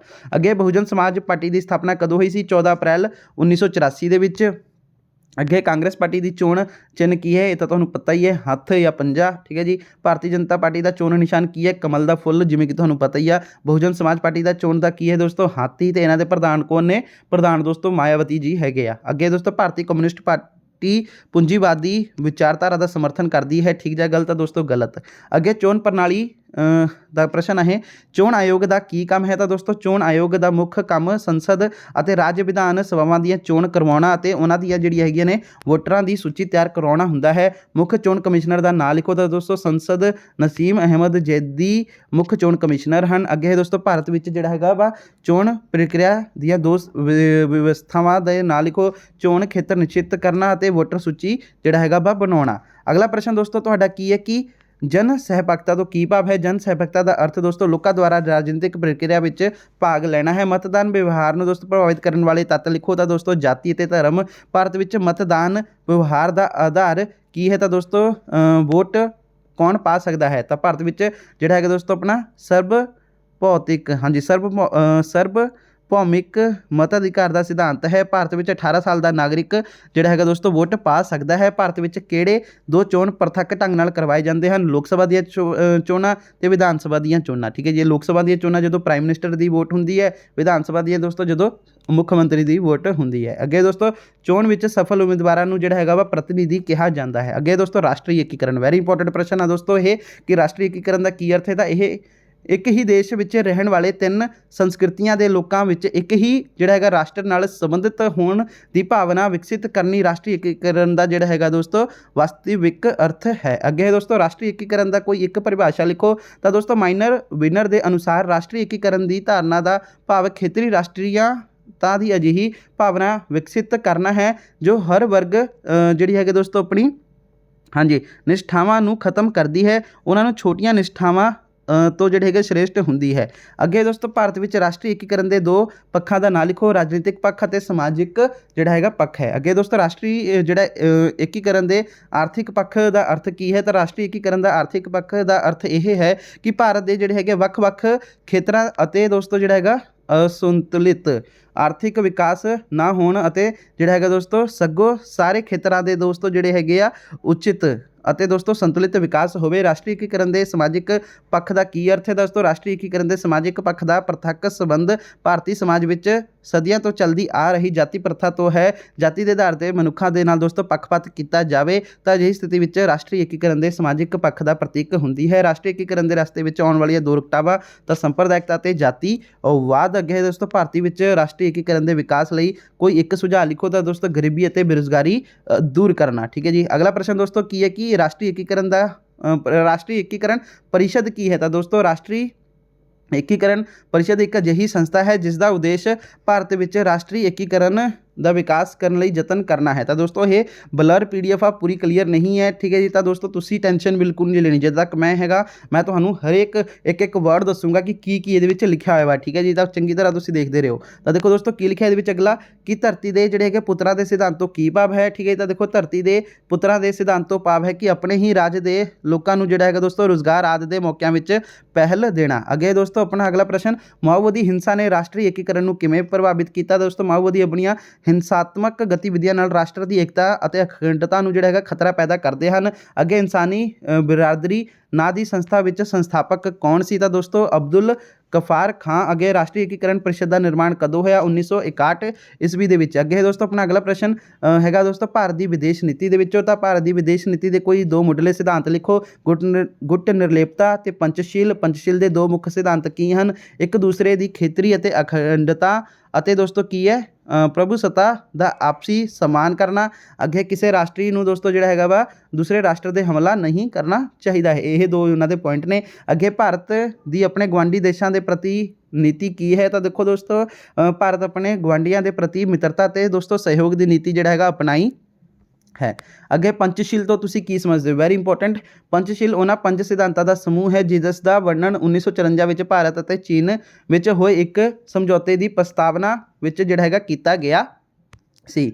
ਅੱਗੇ ਹੈ ਦੋਸਤੋ ਭਾਰਤ ਅਤੇ ਸੰਯੁਕਤ ਰਾਸ਼ਟਰ ਸੰਘ। ਤਾਂ ਦੇਖੋ ਦੋਸਤੋ ਕੀ ਇਹਦੇ ਵਿੱਚ ਸੰਯੁਕਤ ਰਾਸ਼ਟਰ ਸੰਘ। ਤਾਂ ਦੇਖੋ ਸੰਯੁਕਤ ਰਾਸ਼ਟਰ ਦੇ ਦੋ ਅੰਗਾਂ ਦਾ ਨਾਂ ਲਿਖੋ, ਮਹਾਸਭਾ ਅਤੇ ਸੁਰੱਖਿਆ ਪਰਿਸ਼ਦ। ਸੰਯੁਕਤ ਰਾਸ਼ਟਰ ਦੀ ਇੱਕ ਮਹੱਤਵਪੂਰਨ ਦੋਸਤੋ ਕੀ ਹੈ ਵਿਜ਼ਿਟਡ ਏਜੰਸੀ ਦਾ ਨਾਂ ਲਿਖੋ, ਅੰਤਰਰਾਸ਼ਟਰੀ ਮਜ਼ਦੂਰ ਸੰਗਠਨ। ਅਗਲਾ ਪ੍ਰਸ਼ਨ ਦੋਸਤੋ ਕੀ ਇਹਦੇ ਵਿੱਚ ਦੇਖੋ ਕਿ ਬਈ ਸੰਯੁਕਤ ਰਾਸ਼ਟਰ ਦੀ ਸਥਾਪਨਾ ਕਦੋਂ ਹੋਈ। ਤਾਂ ਦੋਸਤੋ ਸੰਯੁਕਤ ਰਾਸ਼ਟਰ ਦੀ ਸਥਾਪਨਾ 24 ਅਕਤੂਬਰ 1945 ਨੂੰ ਕੀਤੀ ਗਈ। ਸੰਯੁਕਤ ਰਾਸ਼ਟਰ ਵਿੱਚ ਕੰਮ ਕਰ ਚੁੱਕੇ ਕਿਸੇ ਇੱਕ ਭਾਰਤੀ ਦਾ ਨਾਂ ਲਿਖੋ। ਤਾਂ ਦੋਸਤੋ ਸ਼੍ਰੀਮਤੀ ਵਿਜੇ ਲక్ష్ਮੀ ਪੰਡਿਤ ਸੰਯੁਕਤ ਰਾਸ਼ਟਰ ਮਹਾਸਭਾ ਦੀ ਪ੍ਰਧਾਨਗੀ ਕਰ ਚੁੱਕੀ ਹੈ। ਅੱਗੇ ਦੋਸਤੋ ਸੰਯੁਕਤ ਰਾਸ਼ਟਰ ਦੇ ਮਹਾਸਚਿਤ ਦਾ ਨਾਂ ਕੀ ਹੈ। ਤਾਂ ਸੰਯੁਕਤ ਰਾਸ਼ਟਰ ਦੇ ਮਹਾਸਚਿਵ ਦਾ ਨਾਮ ਸ਼੍ਰੀ ਬਾਨ ਕੀ ਮੁਨ ਹੈ। ਅੱਗੇ ਦੋਸਤੋ ਆਪਣਾ ਅਗਲਾ ਪ੍ਰਸ਼ਨ ਕਿ ਮਨੁੱਖੀ ਅਧਿਕਾਰ ਦਿਵਸ ਹਰ ਸਾਲ ਕਦੋਂ ਮਨਾਇਆ ਜਾਂਦਾ ਹੈ। ਤਾਂ ਦੋਸਤੋ 10 ਦਸੰਬਰ ਨੂੰ ਮਨਾਇਆ ਜਾਂਦਾ ਹੈ। ਅੱਗੇ ਹੈ ਕਿ ਭਾਰਤ ਅਤੇ ਸਾਰਕ। ਤਾਂ ਦੇਖੋ ਦੋਸਤੋ ਸਾਰਕ ਦੀ ਸਥਾਪਨਾ ਕਦੋਂ ਕੀਤੀ ਗਈ ਸੀ, ਸਨ 1985 ਦੇ ਵਿੱਚ। ਸਾਰਕ ਦਾ ਪੂਰਾ ਨਾਂ ਕੀ ਹੈ। ਤਾਂ ਦੋਸਤੋ ਇਹਦਾ ਹੈ ਸਾਰਕ ਦੱਖਣੀ ਕੀ ਹੈ ਏਸ਼ੀਆ ਖੇਤਰੀ ਸਹਿਯੋਗ ਸੰਘ ਹੈ, ਠੀਕ ਹੈ ਜੀ। ਅੱਗੇ ਹੈ ਕਿ ਸਾਰਕ ਦੇਸ਼ਾਂ ਵਿੱਚ ਕਿਹੜਾ ਦੇਸ਼ ਹੈ ਜਿਸ ਦੀਆਂ ਹੱਦਾਂ ਸਾਰੇ ਸਾਰਕ ਦੇਸ਼ਾਂ ਨਾਲ ਜਿਹੜੀਆਂ ਲੱਗਦੀਆਂ ਹਨ। ਤਾਂ ਭਾਰਤ ਦੀਆਂ ਜਿਹੜੀ ਹੈਗਾ ਹੱਦਾਂ ਸਾਰੇ ਸਾਰਕ ਦੇਸ਼ਾਂ ਨਾਲ ਲੱਗਦੀਆਂ ਹਨ, ਠੀਕ ਹੈ ਜੀ। ਸਾਰਕ ਵਿੱਚ ਸ਼ਾਮਿਲ ਦੇਸ਼ਾਂ ਦੇ ਨਾਂ ਤਾਂ ਦੋਸਤੋ ਭਾਰਤ, ਪਾਕਿਸਤਾਨ, ਸ੍ਰੀਲੰਕਾ, ਨੇਪਾਲ, ਭੂਟਾਨ, ਬੰਗਲਾਦੇਸ਼, ਮਾਲਦੀਪ ਅਤੇ ਅਫਗਾਨਿਸਤਾਨ ਹੈ। ਅੱਗੇ ਹੈ ਅਫਗਾਨਿਸਤਾਨ ਸਾਰਕ ਦਾ ਮੈਂਬਰ ਕਦੋਂ ਬਣਿਆ ਸੀ। ਤਾਂ ਦੋਸਤੋ ਅਪ੍ਰੈਲ 2007 ਵਿੱਚ ਭਾਰਤ ਵਿੱਚ ਹੋਏ 14ਵੇਂ ਜਿਹੜੇ ਹੈਗਾ ਦੋਸਤੋ ਸਾਰਕ ਸਿਖਰ ਸੰਮੇਲਨ ਵਿੱਚ ਸਾਰਕ ਦਾ ਮੈਂਬਰ ਜਿਹੜਾ ਹੈਗਾ ਵਾ ਬਣਾਇਆ ਗਿਆ। ਅੱਗੇ ਕਿ ਸਾਰਕ ਦੱਖਣ ਜਿਹੜਾ ਏਸ਼ੀਆਈ ਦੇਸ਼ਾਂ ਦਾ ਸੰਗਠਨ ਹੈ, ਠੀਕ ਜਾਂ ਗਲਤ ਹੈ ਦੋਸਤੋ ਇਹ ਬਿਲਕੁਲ ਹੀ ਠੀਕ ਹੈ। ਅੱਗੇ ਦੋਸਤੋ ਭਾਰਤ ਅਤੇ ਉਸਦੇ ਗੁਆਂਢੀ ਦੇਸ਼। ਤਾਂ ਦੇਖੋ ਸਨ 1971 ਵਿੱਚ ਭਾਰਤ ਅਤੇ ਪਾਕ ਯੁੱਧ ਦੇ ਸਮੇਂ ਜਿਹੜਾ ਹੈਗਾ ਵਾ ਭਾਰਤ ਦਾ ਪ੍ਰਧਾਨ ਮੰਤਰੀ ਕੌਣ ਸੀ। ਪਾਕ ਮਤਲਬ ਦੋਸਤੋ ਪਾਕਿਸਤਾਨ ਦੀ ਗੱਲ ਇੱਥੇ। ਸਨ 1971 ਵਿੱਚ ਭਾਰਤ ਅਤੇ ਪਾਕਿਸਤਾਨ ਯੁੱਧ ਦੇ ਸਮੇਂ ਭਾਰਤ ਦੀ ਪ੍ਰਧਾਨ ਮੰਤਰੀ ਸ਼੍ਰੀਮਤੀ ਇੰਦਰਾ ਗਾਂਧੀ ਜੀ ਸੀ। ਅੱਗੇ ਦੋਸਤੋ ਆਪਣਾ ਸ਼ਿਮਲਾ ਸਮਝੌਤਾ ਕਦੋਂ ਹੋਇਆ। ਤਾਂ ਸ਼ਿਮਲਾ ਸਮਝੌਤਾ 1972 ਵਿੱਚ ਹੋਇਆ। ਸ਼ਿਮਲਾ ਸਮਝੌਤਾ ਕਿਹੜੇ ਦੋ ਦੇਸ਼ਾਂ ਵਿੱਚ ਹੋਇਆ, ਭਾਰਤ ਅਤੇ ਪਾਕਿਸਤਾਨ ਦੇ ਵਿੱਚ। ਅੱਗੇ ਦੋਸਤੋ ਮੈਕਮੋਹਨ ਰੇਖਾ ਕੀ ਹੈ। ਤਾਂ ਦੋਸਤੋ ਮੈਕਮੋਹਨ ਰੇਖਾ ਭਾਰਤ ਅਤੇ ਚੀਨ ਦੀ ਹੱਦ ਨਿਰਧਾਰਿਤ ਕਰਦੀ ਹੈ ਜਿਸ ਨੂੰ ਦੋਸਤੋ ਸਨ 1914 ਵਿੱਚ ਨਿਸ਼ਚਿਤ ਕੀਤਾ ਗਿਆ ਸੀ, ਠੀਕ ਹੈ ਜੀ। ਤੇ ਅਗਲਾ ਦੋਸਤੋ ਆਪਣਾ ਪ੍ਰਸ਼ਨ ਕੀ ਹੈ ਕਿ ਭਾਰਤ ਚੀਨ ਸੰਬੰਧਾਂ ਦਾ ਇੱਕ ਉਦਾਹਰਣ ਦਿਓ। ਸ਼੍ਰੀ ਰਾਜੀਵ ਗਾਂਧੀ ਨੇ ਸਨ 1988 ਵਿੱਚ ਚੀਨ ਦੀ ਯਾਤਰਾ ਕੀਤੀ। ਤਸ਼ਕਤਾ ਅਤੇ ਸਮਝੌਤਾ ਕਿਹੜੇ ਜਿਹੜੇ ਹੈਗੇ ਦੋਸਤੋ ਆਪਣਾ ਤਾਸ਼ਕੰਦ, ਠੀਕ ਹੈ। ਤਾਸ਼ਕੰਦ ਸਮਝੌਤਾ ਕਿਹੜੇ ਦੋ ਦੇਸ਼ਾਂ ਵਿਚਾਲੇ ਹੋਇਆ। ਤਾਂ ਭਾਰਤ ਅਤੇ ਪਾਕਿਸਤਾਨ। ਭਾਰਤ ਅਤੇ ਪਾਕਿਸਤਾਨ ਦੇ ਸੰਬੰਧਾਂ ਦਾ ਭਵਿੱਖ ਕੀ ਹੈ। ਤਾਂ ਦੋਸਤੋ ਉਦਾਹਰਣ ਲਿਖੋ। ਤਾਂ ਦੇਖੋ ਭਾਰਤ ਪਾਕਿਸਤਾਨ ਸੰਬੰਧਾਂ ਦਾ ਭਵਿੱਖ ਉਜਲ ਨਹੀਂ ਹੈ ਕਿਉਂਕਿ ਪਾਕਿਸਤਾਨ ਲਗਾਤਾਰ ਭਾਰਤ ਵਿੱਚ ਅੱਤਵਾਦੀ ਗਤੀਵਿਧੀਆਂ ਕਰਦਾ ਰਹਿੰਦਾ ਹੈ। ਅੱਗੇ ਭਾਰਤ ਪਾਕਿਸਤਾਨ ਵਿਚਕਾਰ ਤਣਾਅ ਦਾ ਇੱਕ ਕਾਰਨ। ਤਾਂ ਭਾਰਤ ਪਾਕਿਸਤਾਨ ਸੰਬੰਧਾਂ ਦਾ ਤਣਾਅ ਦਾ ਕਾਰਨ ਇੱਕ ਮਹੱਤਵਪੂਰਨ ਕਾਰਨ ਕਸ਼ਮੀਰ ਦਾ ਜਿਹੜਾ ਹੈਗਾ ਮਾਮਲਾ ਹੈ। ਅੱਗੇ ਹੈ ਦੋਸਤੋ ਭਾਰਤ ਅਤੇ ਪਾਕਿਸਤਾਨ ਸੰਬੰਧ ਦਾ ਭਵਿੱਖ ਕੀ ਹੈ। ਤਾਂ ਇਸ ਦਾ ਸੰਬੰਧ ਜਿਹੜਾ ਹੈਗਾ ਕਾਫੀ ਉਜਵਲ ਜਿਹੜਾ ਹੈਗਾ ਦੋਸਤੋ ਨਹੀਂ ਹੈ। ਬੰਗਲਾਦੇਸ਼ ਦੀ ਸਥਾਪਨਾ ਕਦੋਂ ਹੋਈ, 1971 ਦੇ ਵਿੱਚ। ਤਾਸ਼ਕੰਦ ਸਮਝੌਤਾ ਦੋਸਤੋ ਕੀ ਸੀ। ਤਾਂ ਤਾਸ਼ਕੰਦ ਸਮਝੌਤਾ 1965 ਵਿੱਚ ਦੋਸਤੋ ਜਿਹੜਾ ਹੈਗਾ ਭਾਰਤ ਅਤੇ ਪਾਕਿਸਤਾਨ ਯੁੱਧ ਦੇ ਬਾਅਦ ਜਨਵਰੀ 1966 ਵਿੱਚ ਹੋਇਆ। ਅੱਗੇ ਦੋਸਤੋ ਆਪਣਾ ਅਗਲਾ ਪ੍ਰਸ਼ਨ ਹੈ ਕਿ ਲਿਟੇ ਤੋਂ ਜਿਹੜਾ ਹੈਗਾ ਵਾ ਕੀ ਭਾਵ ਹੈ। ਤਾਂ ਦੋਸਤੋ ਲਿਟੇ ਦਾ ਪੂਰਾ ਜਿਹੜਾ ਹੈਗਾ ਨਾਂ ਕੀ ਹੈ, ਲਿਬਰੇਸ਼ਨ ਟਾਈਗਰ ਆਫ ਤਾਮਿਲ ਇਲਮ ਹੈ। ਇਸ ਦੀ ਸਥਾਪਨਾ ਸ਼੍ਰੀਲੰਕਾ ਵਿੱਚ ਜਿਹੜਾ ਹੈਗਾ ਦੋਸਤੋ ਤਮਿਲਾਂ ਦੀ ਸੁਤੰਤਰਤਾ ਅਤੇ ਅਧਿਕਾਰ ਦੇ ਲਈ ਰੱਖਿਅਕ ਲਈ ਜਿਹੜਾ ਹੈਗਾ ਕੀਤਾ ਗਈ ਸੀ। ਅੱਗੇ ਪੰਚਸ਼ੀਲ ਤੋਂ ਕੀ ਭਾਵ ਹੈ। ਭਾਰਤ ਚੀਨ ਦੇ ਵਿੱਚ ਜਿਹੜਾ ਹੈਗਾ ਸਾਨੂੰ 1954 ਵਿੱਚ ਪੰਚਸ਼ੀਲ ਦੇ ਜਿਹੜੇ ਹੈਗੇ ਸਿਧਾਂਤ ਦਾ ਨਿਰਮਾਣ ਕੀਤਾ ਗਿਆ। ਇਸ ਦਾ ਅਰਥ ਹੈ ਦੋਸਤੋ ਸ਼ਾਂਤ ਦੇ ਲਈ 5 ਸਿਧਾਂਤਾਂ ਦਾ ਪਾਲਣ ਕਰਨਾ। ਪਾਕਿਸਤਾਨ ਦੇ ਵਰਤਮਾਨ ਰਾਸ਼ਟਰਪਤੀ ਦਾ ਨਾਂ ਲਿਖੋ। ਤਾਂ ਦੋਸਤੋ ਇਹਦਾ ਹੈਗਾ ਆਪਣਾ ਕੀ ਲਿਖਿਆ ਦੋਸਤੋ, ਮਮਨੂਨ ਹੁਸੈਨ। ਠੀਕ ਹੈ ਜੀ। ਅੱਗੇ ਹੈ ਦੋਸਤੋ ਆਪਣਾ ਭਾਰਤ ਅਤੇ ਚੀਨ ਵਿੱਚ ਜਿਹੜਾ ਹੈਗਾ ਪੰਚਸ਼ੀਲ ਸਮਝੌਤਾ ਕਦੋਂ ਹੋਇਆ ਸੀਗਾ, 1954 ਦੇ ਵਿੱਚ। ਅੱਗੇ ਦੋਸਤੋ ਆਪਣਾ ਮੇਕ ਮੋਹਨ ਰੇਖਾ ਕਿਹੜੇ ਦੋ ਦੇਸ਼ਾਂ ਦੀ ਸੀਮਾ ਖੇਤਰ ਨੂੰ ਨਿਸ਼ਚਿਤ ਕਰਦੀ ਹੈ। ਤਾਂ ਦੋਸਤੋ ਭਾਰਤ ਅਤੇ ਚੀਨ। ਠੀਕ ਹੈ ਜੀ। ਅਗਲਾ ਆਪਣਾ ਪ੍ਰਸ਼ਨ ਦੋਸਤੋ ਕੀ ਹੈ ਕਿ ਇਹਦੇ ਵਿੱਚ 22ਵੇਂ ਚੈਪਟਰ ਯਾਨੀ ਕਿ ਭਾਰਤ ਅਤੇ ਅਮਰੀਕਾ ਦੇ ਰੂਸ ਨਾਲ ਸੰਬੰਧ। ਤਾਂ ਭਾਰਤ ਅਮਰੀਕਾ ਪਰਮਾਣੂ ਸੰਧੀ ਕਦੇ ਹੋਈ। ਤਾਂ ਦੋਸਤੋ ਇਹ ਜਿਹੜੀ ਹੈਗੀ ਆ ਪਰਮਾਣੂ ਸੰਧੀ 11 ਅਕਤੂਬਰ 2008 ਨੂੰ ਹੋਈ। ਅੱਗੇ ਭਾਰਤ ਅਮਰੀਕਾ ਦੇ ਸੰਬੰਧਾਂ ਦਾ ਵਰਣਨ ਕਰੋ। ਵਰਤਮਾਨ ਸਮੇਂ ਵਿੱਚ ਭਾਰਤ ਅਮਰੀਕਾ ਦੇ ਨੇਤਾਵਾਂ ਦੁਆਰਾ ਲਗਾਤਾਰ ਇੱਕ ਦੂਸਰੇ ਦੀ ਯਾਤਰਾ ਕਰਨ ਅਤੇ ਸੰਧੀ ਸਮਝੌਤੇ ਨਾਲ ਦੋਵਾਂ ਦੇਸ਼ਾਂ ਦੇ ਸੰਬੰਧ ਚੰਗੇ ਬਣ ਰਹੇ ਹਨ। ਭਾਰਤ ਅਤੇ ਰੂਸਾਂ ਦੇ ਸੰਬੰਧਾਂ ਵਿੱਚ ਤਣਾਅ ਦਾ ਕਾਰਨ ਲਿਖੋ। ਤਾਂ ਦੋਸਤੋ ਭਾਰਤ ਅਤੇ ਰੂਸਾਂ ਦੇ ਸੰਬੰਧ ਵਿੱਚ ਤਣਾਅ ਦਾ ਮੁੱਖ ਕਾਰਨ ਰੂਸ ਦੁਆਰਾ ਭਾਰਤ ਨੂੰ ਜਿਹੜਾ ਹੈਗਾ ਦੋਸਤੋ ਕਾਰਯੋਜਨਿਕ ਇੰਜਨਾਂ ਨਾ ਦੇਣਾ ਹੈ। ਅੱਗੇ ਦੋਸਤੋ ਅਮਰੀਕਾ ਦਾ ਜਿਹੜਾ ਹੈਗਾ ਗੁੱਟ ਨਿਰਪੇਖਤਾ ਦੀ ਨੀਤੀ ਦੇ ਪ੍ਰਤੀ ਦ੍ਰਿਸ਼ਟੀਕੋਣ ਕੀ ਸੀ। ਤਾਂ ਅਮਰੀਕਾ ਦੇ ਗੁੱਟ ਨਿਰਪੇਖਤਾ ਦੀ ਨੀਤੀ ਨੂੰ ਕਦੇ ਪਸੰਦ ਨਹੀਂ ਕੀਤਾ। 1965 ਦੇ ਵਿੱਚ ਭਾਰਤ ਪਾਕਿਸਤਾਨ ਦੇ ਯੁੱਧ ਵਿੱਚ ਅਮਰੀਕਾ ਦਾ ਦ੍ਰਿਸ਼ਟੀਕੋਣ ਕੀ ਸੀ। 1965 ਦੇ ਯੁੱਧ ਵਿੱਚ ਭਾਵੇਂ ਅਮਰੀਕਾ ਨੇ ਪ੍ਰਤੱਖ ਤੌਰ ਤੇ ਕਿਸੇ ਦਾ ਵੀ ਪੱਖ ਨਹੀਂ ਲਿਆ, ਪਰੰਤੂ ਅਪ੍ਰਤੱਖ ਤੌਰ ਤੇ ਉਹ ਪਾਕਿਸਤਾਨ ਦੇ ਨਾਲ ਹੀ ਸੀ। ਅੱਗੇ 1971 ਦੇ ਭਾਰਤ ਅਤੇ ਪਾਕਿਸਤਾਨ ਯੁੱਧ ਵਿੱਚ ਅਮਰੀਕਾ ਦਾ ਦ੍ਰਿਸ਼ਟੀਕੋਣ ਕੀ ਸੀ। ਤਾਂ ਦੋਸਤੋ 1971 ਦੇ ਭਾਰਤ ਅਤੇ ਪਾਕਿਸਤਾਨ ਯੁੱਧ ਵਿੱਚ ਅਮਰੀਕਾ ਨੇ ਪੂਰਨ ਤੌਰ ਤੇ ਪਾਕਿਸਤਾਨ ਦਾ ਹੀ ਸਮਰਥਨ ਕੀਤਾ ਸੀ। ਠੀਕ ਹੈ ਜੀ। ਤਾਂ ਇਸ ਦਾ ਆਨਸਰ ਇਸ ਪ੍ਰਕਾਰ ਤੁਸੀਂ ਲਿਖ ਸਕਦੇ ਹੋ। ਠੀਕ ਹੈ ਜੀ। ਅੱਗੇ ਦੋਸਤੋ ਵਿਸ਼ਵ ਦੇ ਪ੍ਰਮੁੱਖ ਵਿਸ਼ਿਆਂ ਦੀ ਪ੍ਰਤੀ ਭਾਰਤ ਦਾ ਦ੍ਰਿਸ਼ਟੀਕੋਣ। ਤਾਂ ਦੇਖੋ ਦੋਸਤੋ ਕੀ ਹੈ ਕਿ CTBT ਦਾ ਕੀ ਅਰਥ ਹੈ। ਤਾਂ ਦੋਸਤੋ ਜ਼ਿਆਦਾ ਪ੍ਰੀਖਣ ਪ੍ਰਤੀਬੰਧ ਸੰਧੀ। ਠੀਕ ਹੈ ਜੀ। ਨਿਸ਼ਚੀਕਰਨ ਤੋਂ ਕੀ ਜ਼ਰੂਰਤ ਹੈ। ਤਾਂ ਦੋਸਤੋ ਨਿਸ਼ਤਰੀਕਰਨ ਸ਼ਾਂਤੀ ਵੱਲ ਜਿਹੜਾ ਹੈਗਾ ਦੋਸਤੋ ਲੈ ਜਾਂਦਾ ਹੈ। ਨਿਸ਼ਤਰੀਕਰਨ ਦਾ ਦੋਸਤੋ ਅਰਥ ਕੀ ਹੈ। ਤਾਂ ਦੋਸਤੋ ਨਿਸ਼ਤਰੀਕਰਨ ਦਾ ਅਰਥ ਸਰੀਰਕ ਹਿੰਸਾ ਦੇ ਪ੍ਰਯੋਗ ਸਾਰੇ ਭੌਤਿਕ ਅਤੇ ਦੋਸਤੋ ਮਨੁੱਖੀ ਸਾਧਨਾਂ ਦਾ ਖਾਤਮੇ ਤੋਂ ਹੈ। ਵਿਸ਼ਵੀਕਰਨ ਦਾ ਅਰਥ ਕੀ ਹੈ। ਵਿਸ਼ਵੀਕਰਨ ਤੋਂ ਭਾਵ ਕਿਸੇ ਵਸਤੂ, ਸੇਵਾ, ਪੂੰਜੀ ਅਤੇ ਬੌਧਿਕ ਸੰਪਦਾ ਦਾ ਦੋਸਤੋ ਇੱਕ ਦੇਸ਼ ਤੋਂ ਦੂਸਰੇ ਦੇਸ਼ ਨਾਲ ਜਿਹੜਾ ਹੈਗਾ ਬਿਨਾਂ ਰੁਕਾਵਟ ਦੇ ਆਦਾਨ ਪ੍ਰਦਾਨ ਕਰਨਾ ਹੈ। ਮਨੁੱਖੀ ਅਧਿਕਾਰ ਸਹਿਯੋਗ ਦੇ ਕੋਈ ਦੋ ਕੰਮ ਲਿਖੋ। ਮਨੁੱਖੀ ਅਧਿਕਾਰ ਦੀ ਉਲੰਘਣਾ ਦੀ ਜਾਂਚ ਪੜਤਾਲ ਕਰਨਾ। ਮਨੁੱਖੀ ਅਧਿਕਾਰ ਦੀ ਪ੍ਰਭਾਵਸ਼ਾਲੀ ਢੰਗ ਨਾਲ ਜਿਹੜਾ ਹੈਗਾ ਲਾਗੂ ਕਰਨ ਦੀ ਲਈ ਸਿਫਾਰਿਸ਼ ਕਰਨਾ। ਅੱਗੇ ਵਿਸ਼ਵ ਵਪਾਰ ਸੰਗਠਨ ਦਾ ਨਿਰਮਾਣ ਕਿਉਂ ਹੋਇਆ। ਤਾਂ ਦੋਸਤੋ ਵਿਸ਼ਵ ਵਪਾਰ ਸੰਗਠਨ ਦਾ ਨਿਰਮਾਣ ਮੈਂਬਰਾਂ ਦੇਸ਼ਾਂ ਦੇ ਜਿਹੜਾ ਹੈਗਾ ਵਪਾਰ ਨਾਲ ਸੰਬੰਧਿਤ ਨਿਯਮਾਂ ਦਾ ਨਿਰਮਾਣ ਕਰਨ ਲਈ ਜਿਹੜਾ ਹੈਗਾ ਕੀਤਾ ਗਿਆ। ਭਾਰਤ ਦਾ ਨਿਸ਼ਤਰੀਕਰਨ ਦੇ ਪ੍ਰਤੀ ਕੀ ਦ੍ਰਿਸ਼ਟੀਕੋਣ ਹੈ। ਤਾਂ ਦੋਸਤੋ ਭਾਰਤ ਪੂਰਨ ਤੌਰ ਤੇ ਨਿਸ਼ਤਰੀਕਰਨ ਦੇ ਪੱਖ ਵਿੱਚ ਜਿਹੜਾ ਹੈਗਾ ਵਾ ਹੈ। ਠੀਕ ਹੈ ਜੀ। ਅਗਲਾ ਦੋਸਤੋ ਕੀ ਇਹਦੇ ਵਿੱਚ ਤਾਂ ਹੁਣ ਦੋਸਤੋ ਤੁਹਾਡਾ ਇਹ ਦੂਸਰਾ ਸੈਕਸ਼ਨ ਇਹ ਵਿੱਚ ਮਤਲਬ ਪਾਰਟ ਏ ਦੇ ਵਿੱਚ ਦੋਸਤੋ ਰਾਜਨੀਤਿਕ ਪ੍ਰਣਾਲੀ, ਇਹ ਤੁਹਾਡੇ ਬਹੁ ਵਿਕਲਪੀ ਪ੍ਰਸ਼ਨ ਹੁਣ ਆਉਣਗੇ। ਠੀਕ ਹੈ ਜੀ। ਇਹ ਵੀ ਓਬਜੈਕਟਿਵ ਟਾਈਪ ਹੀ ਨੇ, ਮਤਲਬ ਦੇਖ ਲਓ ਹੁਣ ਇਹ MCQ ਵੀ ਆਉਂਦੇ, ਤੁਹਾਨੂੰ ਤਾਂ ਪਤਾ ਹੀ ਹੋਣਾ 30 ਮਤਲਬ MCQ ਆਉਣਗੇ। ਠੀਕ ਹੈ ਜੀ। 30 ਜਾਂ ਮਤਲਬ 28 ਜਾਂ 25 ਜਿੰਨੇ ਵੀ ਮਤਲਬ ਕਾਫੀ MCQ ਆਉਂਦੇ ਆ। ਤਾਂ ਦੇਖੋ ਦੋਸਤੋ ਪਹਿਲਾ MCQ ਇਹ ਹੈ ਕਿ ਰਾਜਨੀਤਿਕ ਵਿਵਸਥਾ ਸ਼ਬਦ ਦੇ ਦੋ ਭਾਗ ਤੋਂ ਕਿਹੜੇ ਹਨ। ਤਾਂ ਦੋਸਤੋ ਰਾਜਨੀਤਿਕ ਅਤੇ ਵਿਵਸਥਾ। ਇਹ ਰਾਜਨੀਤਿਕ ਵਿਵਸਥਾ ਸ਼ਬਦ ਜਿਹੜੇ ਹੈਗੇ ਦੋ ਭਾਗ ਕਿਹੜੇ ਮਤਲਬ ਦੋ ਭਾਗ ਤੋਂ ਬਣਿਆ ਹੈ। ਤਾਂ ਦੋਸਤੋ ਰਾਜਨੀਤਿਕ ਅਤੇ ਵਿਵਸਥਾ ਤੋਂ। ਠੀਕ ਹੈ ਜੀ। ਅਗਲਾ ਹੈ ਦੋਸਤੋ ਰਾਜਨੀਤਿਕ ਵਿਵਸਥਾ ਦੀ ਜਿਹੜੀ ਹੈਗੀ ਵਿਸ਼ੇਸ਼ਤਾ ਕੀ ਹੈ। ਤਾਂ ਉੱਪਰ ਦੱਸੇ ਸਾਰੇ ਯਾਨੀ ਕਿ ਵਿਆਪਕਤਾ ਵੀ, ਸਹੀ ਸ਼ਕਤੀ ਦੀ ਵਰਤੋਂ ਵੀ ਤੇ ਇੱਥੇ ਮਨੁੱਖੀ ਸੰਬੰਧ ਵੀ। ਅੱਗੇ ਦੋਸਤੋ ਖਾਲੀ ਥਾਵਾਂ ਭਰੋ। ਤਾਂ ਦੇਖੋ ਖਾਲੀ ਥਾਵਾਂ ਭਰੋ ਕੀ ਹੈ। ਰਾਜਨੀਤਿਕ ਵਿਵਸਥਾ ਦੇ ਦੋ ਭਾਗ ਰਾਜਨੀਤੀ ਅਤੇ ਵਿਵਸਥਾ ਹਨ। ਰਾਜਨੀਤਿਕ ਸਮਾਜੀਕਰਨ ਇੱਕ ਦੋਸਤੋ ਨਿਵੇਸ਼ ਕਾਰਜ ਹੈ। ਨਿਯਮ ਨਿਰਮਾਣ ਇੱਕ ਦੋਸਤੋ ਜਿਹੜਾ ਹੈਗਾ ਨਿਰਗਤ ਕਾਰਜ ਹੈ। ਅੱਗੇ ਹੈ ਦੋਸਤੋ ਸਹੀ ਗੱਲ। ਤਾਂ ਦੇਖੋ ਵਿਵਸਥਾ 3 ਭਾਗ ਅੰਗਾ ਹੈ ਜਾਂ ਫਿਰ ਦੋਸਤੋ ਹਿੱਸਿਆਂ ਨਾਲ ਬਣਦੀ ਹੈ। ਠੀਕ ਹੈ ਜੀ। ਤਾਂ ਸਹੀ। ਅੱਗੇ ਦੋਸਤੋ ਆਲਮੰਡ ਪਵੇਲ ਨੇ ਰਾਜਨੀਤਿਕ ਸਮੁਦਾਇ ਦੀ ਸ਼ਕਤੀ ਨੂੰ ਕਾਨੂੰਨੀ ਸਰੀਰਕ ਜ਼ਬਰਦਸਤੀ ਜਿਹੜਾ ਹੈਗਾ ਸ਼ਕਤੀ ਦਾ ਨਾਂ ਦਿੱਤਾ। ਦੋਸਤੋ ਸਹੀ ਹੈ। ਠੀਕ ਹੈ, ਬਿਲਕੁਲ। ਅੱਗੇ ਦੋਸਤੋ ਉਦਾਰਵਾਦ ਦੇ ਵਿੱਚੋਂ ਤਾਂ ਦੇਖੋ ਦੋਸਤੋ ਜਨ ਲਾਕ ਕਿਸ ਦੇਸ਼ ਦਾ ਰਾਜਨੀਤਿਕ ਵਿਦਵਾਨ ਸੀ। ਤਾਂ ਦੋਸਤੋ ਇੰਗਲੈਂਡ ਦਾ। ਸ਼ਾਸਤਰੀ ਉਦਾਰਵਾਦ ਦੀ ਵਿਸ਼ੇਸ਼ਤਾ ਕੀ ਹੈ। ਤਾਂ ਦੋਸਤੋ ਉੱਪਰ ਦੱਸੇ ਸਾਰੇ ਆਹ ਵਾਲੇ ਪੁਆਇੰਟ ਵੀ, ਆਹ ਵਾਲਾ ਵੀ ਤੇ ਆਹ ਵਾਲਾ ਵੀ, ਆਹ ਰੀਡ ਤੁਸੀਂ ਕਰ ਲੈਣਾ ਵਾ ਖੁਦ। ਅੱਗੇ ਦੋਸਤੋ ਉਦਾਰਵਾਦ ਵਿਅਕਤੀਵਾਦ ਨਹੀਂ ਹੈ। ਲਿਬਰਲਿਜ਼ਮ ਸ਼ਬਦ ਦੀ ਉਤਪਤੀ ਦੋਸਤੋ ਲੈਟਿਨ ਭਾਸ਼ਾ ਦੇ ਸ਼ਬਦ ਤੋਂ ਹੋਈ। ਠੀਕ ਹੈ ਜੀ। ਉਦਾਰਵਾਦ ਵਿਅਕਤੀਗਤ ਦਾ ਦੂਜਾ ਰੂਪ ਹੈ, ਗਲਤ। ਠੀਕ ਹੈ ਜੀ। ਅੱਗੇ ਦੋਸਤੋ ਸ਼ਾਸਤਰੀ ਉਦਾਰਵਾਦ ਵਿਅਕਤੀਵਾਦ ਦਾ ਦੂਸਰਾ ਨਾਂ ਕਿਹਾ ਜਾ ਸਕਦਾ ਹੈ। ਤਾਂ ਦੋਸਤੋ ਸਹੀ। ਮਾਰਕਸਵਾਦ ਮਾਰਕਸਵਾਦ ਦੇ ਵਿੱਚੋਂ ਦੇਖ ਲੈਂਦੇ ਦੋਸਤੋ ਜਿਹੜਾ ਹੈਗਾ ਵਰਗ ਸੰਘਰਸ਼ ਦਾ ਸਿਧਾਂਤ ਕਿਸ ਨੇ ਦਿੱਤਾ, ਤਾਂ ਦੋਸਤੋ ਮਾਰਕਸ ਨੇ ਦਿੱਤਾ। ਮਾਰਕਸਵਾਦ ਦੇ ਅਨੁਸਾਰ ਦੋਸਤੋ ਰਾਜ ਦੀ ਹੋਂਦ ਤੋਂ ਪਹਿਲਾਂ ਠੀਕ ਹੈ ਜੀ ਆਦੀਮ ਸਮਾਜ ਕਿਹੋ ਜਿਹਾ ਸੀ, ਤਾਂ ਦੋਸਤੋ ਇਸ ਦਾ ਆਨਸਰ ਤੁਸੀਂ ਆਹ ਦੇਖ ਸਕਦੇ ਹੋ ਕਿ ਵਰਗ ਰਹਿਤ ਸਮਾਜ ਸੀ। ਅੱਗੇ ਦੋਸਤੋ ਖਾਲੀ ਥਾਵਾਂ ਪਰ ਤਾਂ ਦੇਖੋ ਦੋਸਤੋ ਕੀ ਹੈ ਕਿ ਕਾਰਲ ਮਾਰਕਸ ਨੂੰ ਸਮਾਜ ਹਾਂਜੀ ਸਾਮਵਾਦ ਦਾ ਜਿਹੜਾ ਹੈਗਾ ਜਨਮਦਾਤਾ ਕਿਹਾ ਜਾਂਦਾ ਹੈ। ਵਰਗ ਸੰਘਰਸ਼ ਦਾ ਸਿਧਾਂਤ ਦੋਸਤੋ ਕਾਰਲ ਮਾਰਕਸ ਨੇ ਦਿੱਤਾ। ਸਹੀ ਗੱਲ ਤੇ ਦੇਖੋ ਹੁਣ ਮਾਰਕਸਵਾਦ ਦਾ ਜਿਹੜਾ ਹੈਗਾ ਦੋਸਤੋ ਮਾਰਕਸਵਾਦ ਦਾ ਜਨਮਦਾਤਾ ਦੋਸਤੋ ਲਾਸਕੀ ਹੈ, ਤਾਂ ਦੋਸਤੋ ਗਲਤ। ਅੱਗੇ ਹੈ ਕਿ ਸੇਹਲ ਨੇ ਜਿਹੜਾ ਹੈਗਾ ਦੋਸਤੋ ਹਾਂਜੀ ਕੀ ਲਿਖਿਆ ਹੋਇਆ ਇੱਥੇ ਸੋਰਲ ਜਾਂ ਫਿਰ ਸੋਹਲ ਲਿਖਿਆ ਹੋਇਆ ਕਿ ਸੋਹਲ ਨੇ ਦੋਸਤੋ ਜਿਹੜਾ ਹੈਗਾ ਮਾਰਕਸਵਾਦੀ ਵਰਗ ਨੂੰ ਇੱਕ ਜਿਹੜਾ ਹੈਗਾ ਦੋਸਤੋ ਅਮੂਰਤ ਕਲਪਨਾ ਕਿਹਾ, ਤਾਂ ਦੋਸਤੋ ਬਿਲਕੁਲ ਸਹੀ। ਮਹਾਤਮਾ ਗਾਂਧੀ ਅਤੇ ਰਾਜਨੀਤਿਕ ਵਿਚਾਰ, ਤਾਂ ਦੇਖੋ ਦੋਸਤੋ ਇਹਨਾਂ ਦੇ ਵਿੱਚ ਗਾਂਧੀ ਜੀ ਅਨੁਸਾਰ ਸੱਤਿਆਗ੍ਰਹਿ ਦੇ ਸਰੂਪ ਕੀ ਹਨ, ਤਾਂ ਦੋਸਤੋ ਉੱਪਰ ਦੱਸੇ ਸਾਰੇ ਆਹ ਵਾਲਾ ਵੀ ਠੀਕ ਹੈ ਜੀ। ਗਾਂਧੀ ਜੀ ਅਨੁਸਾਰ ਦੋਸਤੋ ਲੋਕਤੰਤਰ ਦੀ ਕੀ ਵਿਸ਼ੇਸ਼ਤਾ ਹੈ, ਤਾਂ ਦੋਸਤੋ ਉੱਪਰ ਦੱਸੇ ਸਾਰੇ ਯਾਨੀ ਕਿ ਆ ਵੀ ਤੇ ਆ ਵੀ ਠੀਕ ਹੈ ਜੀ। ਇਸ ਨੂੰ ਚੰਗੀ ਤਰ੍ਹਾਂ ਦੇਖ ਲਓ ਤੁਸੀਂ। ਤੇ ਅੱਗੇ ਦੋਸਤੋ ਖਾਲੀ ਥਾਵਾਂ ਪਰ ਤਾਂ ਦੇਖੋ ਮਹਾਤਮਾ ਗਾਂਧੀ ਨੂੰ ਭਾਰਤ ਦਾ ਰਾਸ਼ਟਰਪਿਤਾ ਕਿਹਾ ਜਾਂਦਾ ਹੈ। ਗਾਂਧੀ ਜੀ ਦੇ ਰਾਜਨੀਤਿਕ ਗੁਰੂ ਗੋਪਾਲ ਕ੍ਰਿਸ਼ਨ ਗੋਖਲੇ ਜੀ ਸਨ ਠੀਕ ਹੈ ਜੀ। ਆਪਣਾ ਅਗਲਾ ਪ੍ਰਸ਼ਨ ਦੋਸਤੋ ਕੀ ਹੈ ਕਿ ਸਹੀ ਗੱਲ ਦੇ ਵਿੱਚੋਂ ਗਾਂਧੀ ਜੀ ਦੀ ਜਿਹੜੀ ਹੈਗੀ ਸਾਧਨਾ ਦੀ ਪਵਿੱਤਰਤਾ ਵਿੱਚ ਵਿਸ਼ਵਾਸ ਰੱਖਦੇ ਸਨ, ਤਾਂ ਦੋਸਤੋ ਬਿਲਕੁਲ ਸਹੀ।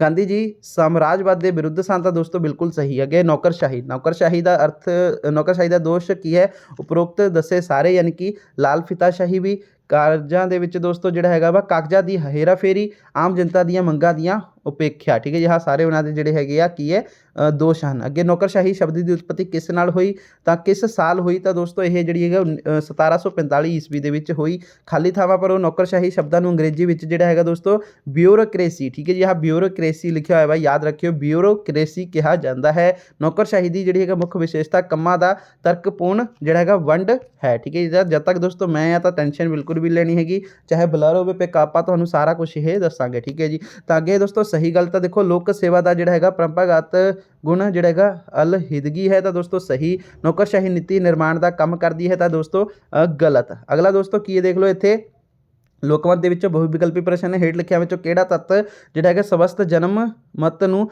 ਬੜਾਵਾ ਦਿੰਦਾ ਹੈ, ਤਾਂ ਦੋਸਤੋ ਸੁਤੰਤਰਤ ਪ੍ਰੈਸ। ਜਨਮਤ ਬਣਾਉਣ ਲਈ ਦੋਸਤੋ ਸਿਰਫ ਜਿਹੜਾ ਹੈਗਾ ਵਾ ਬਹੁਮਤ ਕਾਫੀ ਨਹੀਂ ਅਤੇ ਸਰਬਸੰਮਤੀ ਜ਼ਰੂਰੀ ਨਹੀਂ ਹੈ। ਇਹ ਜਿਹੜਾ ਹੈਗਾ ਕਿਸ ਦਾ ਕਥਨ ਹੈ, ਤਾਂ ਦੋਸਤੋ ਇਹ ਜਿਹੜਾ ਹੈਗਾ ਲਵੋਲ ਦਾ ਕਥਨ ਹੈ। ਅੱਗੇ ਦੋਸਤੋ ਜਨਤਾ ਆਵਾਜ਼ ਦੇਖੋ ਦੋਸਤੋ ਜਨਤਾ ਦੀ ਆਵਾਜ਼ ਪਰਮਾਤਮਾ ਦੀ ਆਵਾਜ਼ ਹੁੰਦੀ ਹੈ ਠੀਕ ਹੈ ਜੀ। ਅੱਗੇ ਹੈ ਦੋਸਤੋ ਲੋਕਤੰਤਰ ਵਿੱਚ ਲੋਕਮਤ ਨੂੰ ਬੜਾਵਾ ਮਿਲਦਾ ਹੈ। ਅੱਗੇ ਹੈ ਦੋਸਤੋ ਜਨਮਤ ਸਰਕਾਰ ਨੂੰ ਜਿਹੜਾ ਹੈਗਾ ਦੋਸਤੋ ਨਿਰੰਕੁਸ਼ ਬਣਨ ਤੋਂ ਰੋਕਦਾ ਹੈ, ਤਾਂ ਦੋਸਤੋ ਸਹੀ। ਵਧੀਆ ਜਨਮਤ ਦੇ ਨਿਰਮਾਣ ਲਈ ਸਭ ਤੋਂ ਜ਼ਰੂਰਤ ਜਨਤਾ ਦਾ ਅਨਪੜ੍ਹ ਹੋਣਾ ਹੈ, ਤਾਂ ਦੋਸਤੋ ਗਲਤ। ਅੱਗੇ ਹੈ ਦਲ ਪ੍ਰਣਾਲੀ, ਤਾਂ ਦੇਖੋ ਦੋਸਤੋ ਦਲ ਪ੍ਰਣਾਲੀ ਹੇਠ ਲਿਖਿਆ ਪ੍ਰਕਾਰ ਦੀ ਹੁੰਦੀ ਹੈ, ਯਾਨੀ ਕਿ ਇੱਕ ਦਲੀ ਵੀ, ਦੋ ਦਲੀ ਵੀ ਤੇ ਬਹੁਦਲੀ ਵੀ ਹੁੰਦੇ। ਉਪਰੋਕਤ ਸਾਰੇ ਇਸ ਦਾ ਆਨਸਰ ਆ ਜਾਏਗਾ। ਅਗਲਾ ਦੋਸਤੋ ਤੁਹਾਡਾ ਕੀ ਹੈ ਕਿ ਹੇਠ ਲਿਖਿਆ ਵਿੱਚੋਂ ਕਿਹੜਾ ਰਾਜਨੀਤਿਕ ਦਲ ਦਾ ਕੰਮ ਨਹੀਂ ਹੈ, ਤਾਂ ਦੋਸਤੋ ਸੜਕਾਂ ਅਤੇ ਪੁਲ ਬਣਾਉਣਾ ਠੀਕ ਹੈ ਜੀ। ਤਾਂ ਇਹ ਰਾਜਨੀਤਿਕ ਦਲਾਂ ਦਾ ਕੰਮ ਨਹੀਂ ਹੈ, ਤਾਂ ਦੋਸਤੋ ਵੇਟ ਮੈਂ ਦੇਖਦਾ ਕਿ ਕੀ ਹੈ ਇਹ। ਤਾਂ ਹਾਂ ਦੋਸਤੋ ਇਸ ਦਾ ਆਨਸਰ ਆਏਗਾ ਸੜਕ ਅਤੇ ਪੁੱਲ ਬਣਾਉਣਾ, ਕਿਉਂਕਿ ਰਾਜਨੀਤਿਕ ਦਲ ਨਹੀਂ ਸਰਕਾਰਾਂ ਬਣਾਉਂਦੀਆਂ ਨੇ ਸੜਕਾਂ ਅਤੇ ਪੁੱਲਾਂ। ਬਾਕੀ ਚੋਣ ਲੜਨਾ ਸੜਕ ਇਹ ਰਾਜਨੀਤਿਕ ਦਲ ਦਾ ਕੰਮ ਹੈ, ਰਾਜਨੀਤਿਕ ਸਿੱਖਿਆ ਦੇਣਾ ਇਹ ਰਾਜਨੀਤਿਕ ਦਲ ਦਾ ਕੰਮ ਹੈ, ਜਨਮਤ ਤਿਆਰ ਕਰਨਾ ਇਹ ਦੋਸਤੋ ਰਾਜਨੀਤਿਕ ਦਲ ਦਾ ਕੰਮ ਹੈ, ਬਟ ਇਹ ਸੜਕ ਅਤੇ ਪੁੱਲ ਬਣਾਉਣਾ ਇਹ ਸਰਕਾਰ ਦਾ ਕੰਮ ਹੁੰਦਾ ਹੈ ਠੀਕ ਹੈ ਜੀ। ਅੱਗੇ ਦੋਸਤੋ ਖਾਲੀ ਥਾਵਾਂ ਭਰੋ। ਰਾਜਨੀਤਿਕ ਦਲ ਲੋਕਤੰਤਰ ਦੀ ਜਿਹੜੀ ਹੈਗੀ ਜਿੰਦ ਜਾਨ ਹੁੰਦੇ ਹਨ ਠੀਕ ਹੈ ਜੀ। ਅਗਲਾ ਪ੍ਰਸ਼ਨ ਦੋਸਤੋ ਕੀ ਹੈ ਕਿ ਆਧੁਨਿਕ ਪ੍ਰਜਾਤੰਤਰ ਰਾਜਾਂ ਵਿੱਚ ਦੋਸਤੋ ਰਾਜਨੀਤਿਕ ਦਲਾਂ ਦਾ ਹੋਣਾ ਜ਼ਰੂਰੀ ਸਮਝਿਆ ਜਾਂਦਾ ਹੈ। ਆਧੁਨਿਕ ਰਾਜ ਵਿੱਚ ਰਾਜਨੀਤਿਕ ਦਲਾਂ ਲੋਕਾਂ ਨੂੰ ਰਾਜਨੀਤਿਕ ਸਿੱਖਿਆ ਪ੍ਰਦਾਨ ਕਰਦੇ ਹਨ, ਤਾਂ ਬਿਲਕੁਲ ਸਹੀ। ਅੱਗੇ ਦੋਸਤੋ ਆਪਣਾ ਹਾਂਜੀ ਪੂਜਾ ਤੰਤਰ ਵਿੱਚ ਰਾਜਨੀਤਿਕ ਦਲਾਂ ਦਾ ਅਧਿਕ ਮਹੱਤਵ ਨਹੀਂ ਹੁੰਦਾ ਹੈ, ਤਾਂ ਦੋਸਤੋ ਗਲਤ। ਅੱਗੇ ਹੈ ਹਿੱਤ ਸਮੂਹ ਅਤੇ ਦਬਾਅ ਸਮੂਹ, ਤਾਂ ਦੇਖੋ ਦਬਾਅ ਸਮੂਹ ਅਪਣਾਉਂਦੇ ਹਨ ਸ਼ਾਂਤੀਪੂਰਨ ਅਤੇ ਹਿੰਸਾਤਮਕ ਸਾਧਨ ਠੀਕ ਹੈ ਜੀ। ਅੱਗੇ ਹੈ ਦਬਾਅ ਸਮੂਹ ਦਾ ਆਧਾਰ ਤਾਂ ਇੱਕ ਧਰਮ ਹੁੰਦਾ ਹੈ। ਖਾਲੀ ਥਾਂ ਭਰੋ, ਤਾਂ ਦੇਖੋ ਦਬਾਅ ਸਮੂਹ ਵਿੱਚ ਉੱਤਰਦਾਇਤਵ ਦੀ ਘਾਟ ਹੁੰਦੀ ਹੈ ਠੀਕ ਹੈ ਜੀ। ਦਬਾਅ ਸਮੂਹਾਂ ਦਾ ਉਦੇਸ਼ ਦੋਸਤੋ ਕੀ ਹੈ, ਡੈਸ਼ ਪ੍ਰਾਪਤ ਕਰਨਾ ਨਹੀਂ ਹੁੰਦਾ ਹੈ, ਤਾਂ ਕੀ ਨਹੀਂ ਪ੍ਰਾਪਤ ਕਰਨਾ ਹੁੰਦਾ ਹੈ, ਇਸ ਦਾ ਆਨਸਰ ਆਏਗਾ ਰਾਜਨੀਤਿਕ ਸੱਤਾ। ਅੱਗੇ ਦਬਾਅ ਸਮੂਹਾਂ ਚੋਣਾਂ ਦੁਆਰਾ ਦੋਸਤੋ ਆਪਣੇ ਹਿੱਤਾਂ ਦੀ ਜਿਹੜੀ ਹੈਗੀ ਰੱਖਿਆ ਦਾ ਯਤਨ ਕਰਦੇ ਹਨ, ਤਾਂ ਸਹੀ। ਲੋਬਿੰਗ ਦੀ ਸੰਯੁਕਤ ਰਾਜ ਅਮਰੀਕਾ ਵਿੱਚ ਕਾਨੂੰਨੀ ਤੌਰ ਤੇ ਦੋਸਤੋ ਆਗਿਆ ਹੈ, ਤਾਂ ਬਿਲਕੁਲ ਸਹੀ ਹੈ। ਹੁਣ ਹੈ ਦੋਸਤੋ ਪਾਰਟ ਬੀ, ਤਾਂ ਭਾਰਤ ਅਤੇ ਅਮਰੀਕਾ ਦੇ ਰੂਸ ਨਾਲ ਸੰਬੰਧ ਦਾ ਬਹੁਵਿਕਲਪੀ ਪ੍ਰਸ਼ਨ। ਦੇਖੋ ਭਾਰਤ ਦੇ ਕਿਸ ਪ੍ਰਧਾਨ ਮੰਤਰੀ ਨੇ ਸਭ ਤੋਂ ਪਹਿਲਾਂ ਅਮਰੀਕਾ ਦੀ ਯਾਤਰਾ ਕੀਤੀ, ਤਾਂ ਪੰਡਿਤ ਜਵਾਹਰ ਲਾਲ ਨਹਿਰੂ ਨੇ। ਭਾਰਤ ਪਾਕਿਸਤਾਨ ਵਿੱਚ ਤਾਸ਼ਕੰਦ ਸਮਝੌਤਾ ਕਰਵਾਉਣ ਵਿੱਚ ਕਿਸ ਨੇ ਮਹੱਤਵਪੂਰਨ ਭੂਮਿਕਾ ਨਿਭਾਈ? ਤਾਂ ਦੋਸਤੋ ਸੋਵੀਅਤ ਨੇਤਾ ਨੇ। ਠੀਕ ਹੈ ਜੀ, ਸੋਵੀਅਤ ਦੋਸਤੋ ਸ਼ਾਇਦ ਇੱਥੇ ਰਸ਼ੀਆ ਨੂੰ ਹੀ ਕਿਹਾ ਜਾਂਦਾ ਵਾ, ਸੋਵੀਅਤ ਨੇਤਾ ਯਾਨੀ ਕਿ ਰਸ਼ੀਅਨ ਨੇਤਾ ਇੱਥੇ ਗੱਲ ਹੋ ਰਹੀ ਹੈ। ਠੀਕ ਹੈ ਜੀ, ਤਾਂ ਸੋਵੀਅਤ ਉਹਨਾਂ ਦਾ ਹੀ ਪਹਿਲਾ ਨਾਮ ਸੀਗਾ ਰਸ਼ੀਆ ਵਾਲੇ ਦਾ। ਠੀਕ ਹੈ ਜੀ, ਅੱਗੇ ਦੋਸਤੋ ਰੂਸ ਜਿਹਨੂੰ ਆਪਾਂ ਕਹਿੰਦੇ ਆ। ਸੋਵੀਅਤ ਸੰਘ ਦੀ ਜਿਹੜੀ ਹੈਗੀ ਵੰਡ ਸਮੇਂ ਜਿਹੜਾ ਹੈਗਾ ਦੋਸਤੋ ਕੀ ਹੈ? ਮਿਖਾਈਲ। ਠੀਕ ਹੈ ਜੀ, ਮਿਖਾਈਲ ਗੋਰਬਾਚੋਨ। ਠੀਕ ਹੈ ਜੀ, ਗੋਰਬਾਚੋਨ। ਠੀਕ ਹੈ ਜੀ, ਇੱਥੇ ਲਿਖਿਆ ਹੋਇਆ ਦੋਸਤੋ ਮਿਖਾਈਲ ਗੋਰਬਾਚੋਨ ਰਾਸ਼ਟਰਪਤੀ ਸਨ। ਠੀਕ ਹੈ ਜੀ, ਅੱਗੇ ਹੈ ਕਿ ਰੂਸ ਦੇ ਵਰਤਮਾਨ ਰਾਸ਼ਟਰਪਤੀ ਸ਼੍ਰੀ ਜਿਹੜੇ ਹੈਗੇ ਆ ਵਲਾਦੀਮੀਰ ਪੁਤਿਨ ਹਨ। ਠੀਕ ਹੈ ਜੀ, ਅੱਗੇ ਦੋਸਤੋ ਸਹੀ ਗਲਤ ਤਾਂ ਦੇਖੋ ਭਾਰਤ ਦੇ ਰੂਸ ਨਾਲ ਜਿਹੜਾ ਹੈਗਾ ਹਮੇਸ਼ਾ ਹੀ ਚੰਗੇ ਜਿਹੜੇ ਹੈਗੇ ਸੰਬੰਧ ਰਹੇ ਹਨ। ਤਾਂ ਦੋਸਤੋ ਸਹੀ, ਭਾਰਤ ਦੇ ਅਮਰੀਕਾ ਨਾਲ ਹਮੇਸ਼ਾ ਮਿੱਤਰਤਾਪੂਰਨ ਸੰਬੰਧ ਰਹੇ ਹਨ। ਤਾਂ ਦੋਸਤੋ ਗਲਤ। ਅਗਲਾ ਦੋਸਤੋ ਆਪਣਾ ਪ੍ਰਸ਼ਨ ਕੀ ਹੈ? ਅਗਲਾ ਹੈ ਦੋਸਤੋ ਵਿਸ਼ਵ ਦੇ ਪ੍ਰਮੁੱਖ ਵਿਸ਼ਿਆਂ ਪ੍ਰਤੀ ਭਾਰਤ ਦਾ ਦ੍ਰਿਸ਼ਟੀਕੋਣ ਦਾ। ਤਾਂ ਬਹੁਵਿਕਲਪੀ ਪ੍ਰਸ਼ਨ ਨੇ। ਵਰਤਮਾਨ ਸਮੇਂ ਵਿੱਚ ਹੇਠ ਲਿਖੀ ਜਿਹੜੀ ਹੈਗੀ ਵਿਚਾਰਧਾਰਾ ਪਾਈ ਜਾਂਦੀ ਹੈ। ਤਾਂ ਦੋਸਤੋ ਵਿਸ਼ਵੀਕਰਨ ਪਾਈ ਜਾਂਦੀ ਹੈ। ਵਿਸ਼ਵੀਕਰਨ ਦਾ ਪ੍ਰਭਾਵ ਭਾਰਤ ਵਿੱਚ ਜਿਹੜਾ ਹੈਗਾ ਵਾ ਦੋਸਤੋ ਪਾਇਆ ਜਾਂਦਾ ਹੈ। ਠੀਕ ਹੈ ਜੀ, ਮਤਲਬ ਇਹਦਾ ਆਨਸਰ ਆਏਗਾ ਦੋਸਤੋ ਵਿਸ਼ਵੀਕਰਨ ਦਾ ਪ੍ਰਭਾਵ ਭਾਰਤ ਵਿੱਚ ਜਿਹੜਾ ਹੈਗਾ ਪਾਇਆ ਜਾਂਦਾ ਹੈ। ਅੱਗੇ ਦੋਸਤੋ ਖਾਲੀ ਥਾਵਾਂ ਭਰੋ। ਅੱਤਵਾਦ ਵਿੱਚ ਇੱਕ ਪ੍ਰਮੁੱਖ ਸਮੱਸਿਆ ਹੈ। ਠੀਕ ਹੈ ਜੀ, ਨਾਟੋ ਇੱਕ ਦੋਸਤੋ ਸੈਨਿਕ ਸੰਗਠਨ ਹੈ। ਠੀਕ ਹੈ ਜੀ, ਅੱਗੇ ਦੋਸਤੋ ਆਪਣਾ ਸਹੀ ਗਲਤ। ਤਾਂ ਦੋਸਤੋ ਆਹ ਦੇਖ ਸਕਦੇ ਹੋ ਅਗਲਾ ਪ੍ਰਸ਼ਨ ਹੈ ਨਿਸ਼ਸਤਰੀਕਰਨ ਦਾ ਅਰਥ ਹਥਿਆਰਾਂ ਦਾ ਪੂਰੀ ਤਰ੍ਹਾਂ ਖਾਤਮਾ ਹੈ। ਤਾਂ ਦੋਸਤੋ ਸਹੀ, ਅਮਰੀਕਾ ਦਾ ਸੁਰੱਖਿਆ ਖਰਚ ਹੋਰਾਂ ਦੇਸ਼ਾਂ ਦੇ ਮੁਕਾਬਲੇ ਬਹੁਤ ਘੱਟ ਹੈ। ਤਾਂ ਦੋਸਤੋ ਗਲਤ। ਤਾਂ ਇੱਥੇ ਦੇਖ ਸਕਦੇ ਹੋ ਦੋਸਤੋ ਇਹ ਆਪਣਾ ਇਹ ਲਾਸਟ ਪੇਜ ਆ, 32ਵਾਂ ਪੇਜ ਇਹ ਖਤਮ ਹੋ ਗਿਆ ਵਾ। ਹੁਣ ਇਸ ਤੋਂ ਬਾਅਦ ਦੋਸਤੋ ਕੋਈ ਵੀ ਜਿਹੜਾ ਹੈਗਾ ਪੇਜ ਨਹੀਂ ਬਚਿਆ ਹੈ। ਠੀਕ ਹੈ ਜੀ, ਆਹ 31ਵਾਂ ਆਪਾਂ ਇਹ ਕਰ ਚੁੱਕੇ ਸੀਗੇ। ਠੀਕ ਹੈ ਜੀ, ਵਲਾਦੀਮੀਰ ਪੁਤਿਨ ਜਿਹੜਾ ਲਿਖਿਆ ਹੋਇਆ ਸੀਗਾ। ਤਾਂ ਟੋਟਲ ਦੋਸਤੋ ਜਿਹੜਾ ਹੈਗਾ ਵਾ ਆਪਾਂ ਨੇ 32 ਪੇਜ ਦਾ ਇਹ ਗੈਸ ਪੇਪਰ ਸੀਗਾ। ਇਸ ਤੋਂ ਬਾਅਦ ਦੋਸਤੋ ਗੈਸ ਪੇਪਰ ਤੁਹਾਡਾ ਬਿਲਕੁਲ ਹੀ ਖਤਮ ਆ। ਦੇਖ ਲਓ ਬੈਚ ਵੀ ਇਹਨਾਂ ਦਾ ਆ ਗਿਆ ਵਾ। ਠੀਕ ਹੈ ਜੀ, ਤਾਂ ਇਸ ਤੋਂ ਬਾਅਦ ਕੁਝ ਵੀ ਨਹੀਂ ਹੈਗਾ, PDF ਅੱਗੇ ਕੁਝ ਵੀ ਨਹੀਂ ਹੈ। ਤਾਂ ਦੋਸਤੋ ਦੇਖ ਸਕਦੇ ਹੋ ਕਿ ਆਹ ਆਪਣਾ ਪੂਰਾ ਹੀ ਕੰਪਲੀਟ ਹੋ ਗਿਆ ਵਾ। ਪੋਲੀਟੀਕਲ ਸਾਇੰਸ ਦਾ ਇਹ ਗੈਸ ਪੇਪਰ ਸੀਗਾ। ਸ਼ਾਂਤੀ ਗੈਸ ਪੇਪਰ ਦੇ ਵਿੱਚੋਂ ਅਸੀਂ ਤੁਹਾਨੂੰ ਜਿਹੜਾ ਹੈਗਾ ਰਿਵੀਜ਼ਨ ਕਰਾਈ ਹੈ। ਵੈਰੀ ਇੰਪੋਰਟੈਂਟ ਇਹ ਪ੍ਰਸ਼ਨ ਉੱਤਰ ਸੀਗੇ। ਬਾਕੀ ਦੋਸਤੋ ਅਗਰ ਤੁਹਾਨੂੰ ਆਹ ਜਿਹੜੇ ਅਨਸੋਲਵ ਵਾਲੇ ਪ੍ਰਸ਼ਨ ਨੇ, ਠੀਕ ਹੈ ਜੀ, ਇਹਨਾਂ ਦੇ ਆਨਸਰ ਵੀ ਚਾਹੀਦੇ ਹਨ ਤਾਂ ਦੋਸਤੋ ਤੁਸੀਂ ਪਾਰਟ 2 ਲਈ ਮੈਨੂੰ ਕਮੈਂਟ ਕਰ ਸਕਦੇ ਹੋ। ਤਦ ਮੈਂ ਰਾਤ ਨੂੰ ਜਿਹੜਾ ਹੈਗਾ ਇਹ ਬਣਾ ਕੇ ਰੱਖ ਲੂੰਗਾ ਤਾਂ ਕਿ ਤੁਹਾਨੂੰ ਸਵੇਰੇ ਜਿਹੜਾ ਹੈਗਾ ਤੁਸੀਂ ਐਗਜ਼ਾਮ ਦੇਣ ਜਦੋਂ ਜਾਓ ਤਾਂ ਤੁਹਾਨੂੰ ਇਹਨਾਂ ਦੇ ਆਨਸਰ ਪ੍ਰੋਵਾਈਡ ਕਰਵਾ ਸਕਾਂ। ਠੀਕ ਹੈ ਜੀ, ਤਾਂ ਦੋਸਤੋ ਤੁਸੀਂ ਕਮੈਂਟ ਕਰਕੇ ਸਾਨੂੰ ਦੱਸਣਾ ਵਾ ਕਿ ਪਾਰਟ 2 ਲੈ ਕੇ ਆਵਾਂ ਜਾਂ ਫਿਰ ਨਹੀਂ, ਕਿਉਂਕਿ ਦੋਸਤੋ ਹੁਣ ਇਹ ਤੁਹਾਡੇ ਕਮੈਂਟ ਤੇ ਹੀ ਡਿਪੈਂਡ ਕਰੇਗਾ ਅਸੀਂ ਪਾਰਟ 2 ਬਣਾਈਏ ਜਾਂ ਫਿਰ ਨਹੀਂ। ਠੀਕ ਹੈ ਜੀ, ਤਾਂ ਇਹ ਪਾਰਟ 2 ਜਿਹੜਾ ਅਨਸੋਲਵ ਵਾਲਾ ਸੀਗਾ ਇਹ ਅਸੀਂ ਉਦੋਂ ਹੀ ਲੈ ਕੇ ਆਵਾਂਗੇ ਜਿਸ ਤਰ੍ਹਾਂ ਦੇ ਤੁਹਾਡੇ ਕਮੈਂਟ ਆਣਗੇ ਦੋਸਤੋ। ਚਲੋ ਠੀਕ ਹੈ ਦੋਸਤੋ, ਬਾਕੀ ਆਹੀ ਸੀਗਾ ਦੋਸਤੋ ਤੁਹਾਡਾ ਪੋਲੀਟੀਕਲ ਸਾਇੰਸ ਦਾ ਪੇਪਰ ਜੋ ਕਿ ਵੈਰੀ ਇੰਪੋਰਟੈਂਟ ਅਸੀਂ ਪ੍ਰਸ਼ਨ ਕਰ ਲਏ ਹਨ। ਬਾਕੀ ਦੋਸਤੋ ਇਸ ਵਾਰ ਲੇਟ ਹੋ ਗਏ ਹਾਂ ਥੋੜਾ ਜਿਹਾ ਲੈ ਕੇ ਆਉਣ ਦੇ ਵਿੱਚ, ਕਿਉਂਕਿ ਦੋਸਤੋ ਕੁਝ ਮਤਲਬ ਮਿਲ ਨਹੀਂ ਪਾ ਰਿਹਾ ਸੀਗਾ ਇਹ ਮਾਰਕੀਟ ਦੇ ਵਿੱਚੋਂ, ਤਾਂ ਅਸੀਂ ਕਿੱਥੋਂ ਦੋਸਤੋ ਆਨਲਾਈਨ ਹੀ ਪਰਚੇਸ ਕੀਤਾ ਵਾ। ਠੀਕ ਹੈ ਜੀ, ਤਾਂ ਦੋਸਤੋ ਬਸ ਵੀਡੀਓ ਦੇ ਵਿੱਚ ਇੰਨਾ ਹੀ ਸੀਗਾ। ਵੀਡੀਓ ਚੰਗੀ ਲੱਗੀ ਤਾਂ ਲਾਈਕ ਜ਼ਰੂਰ ਕਰਿਓ। ਚੈਨਲ ਤੇ ਪਹਿਲੀ ਵਾਰ ਆਏ ਹੋ ਤਾਂ ਸਬਸਕ੍ਰਾਈਬ ਜ਼ਰੂਰ ਕਰ ਲਿਓ। ਬਾਕੀ ਅਗਰ ਤੁਹਾਨੂੰ ਕੋਈ ਕੁਐਰੀ ਆ ਤੁਸੀਂ ਮੈਨੂੰ ਇੰਸਟਾਗ੍ਰਾਮ ਤੇ ਮੈਸੇਜ ਕਰ ਸਕਦੇ ਹੋ। ਇੰਸਟਾ ID ਦਾ ਲਿੰਕ ਡਿਸਕ੍ਰਿਪਸ਼ਨ ਬਾਕਸ ਦੇ ਵਿੱਚ ਦਿੱਤਾ ਹੋਇਆ ਵਾ।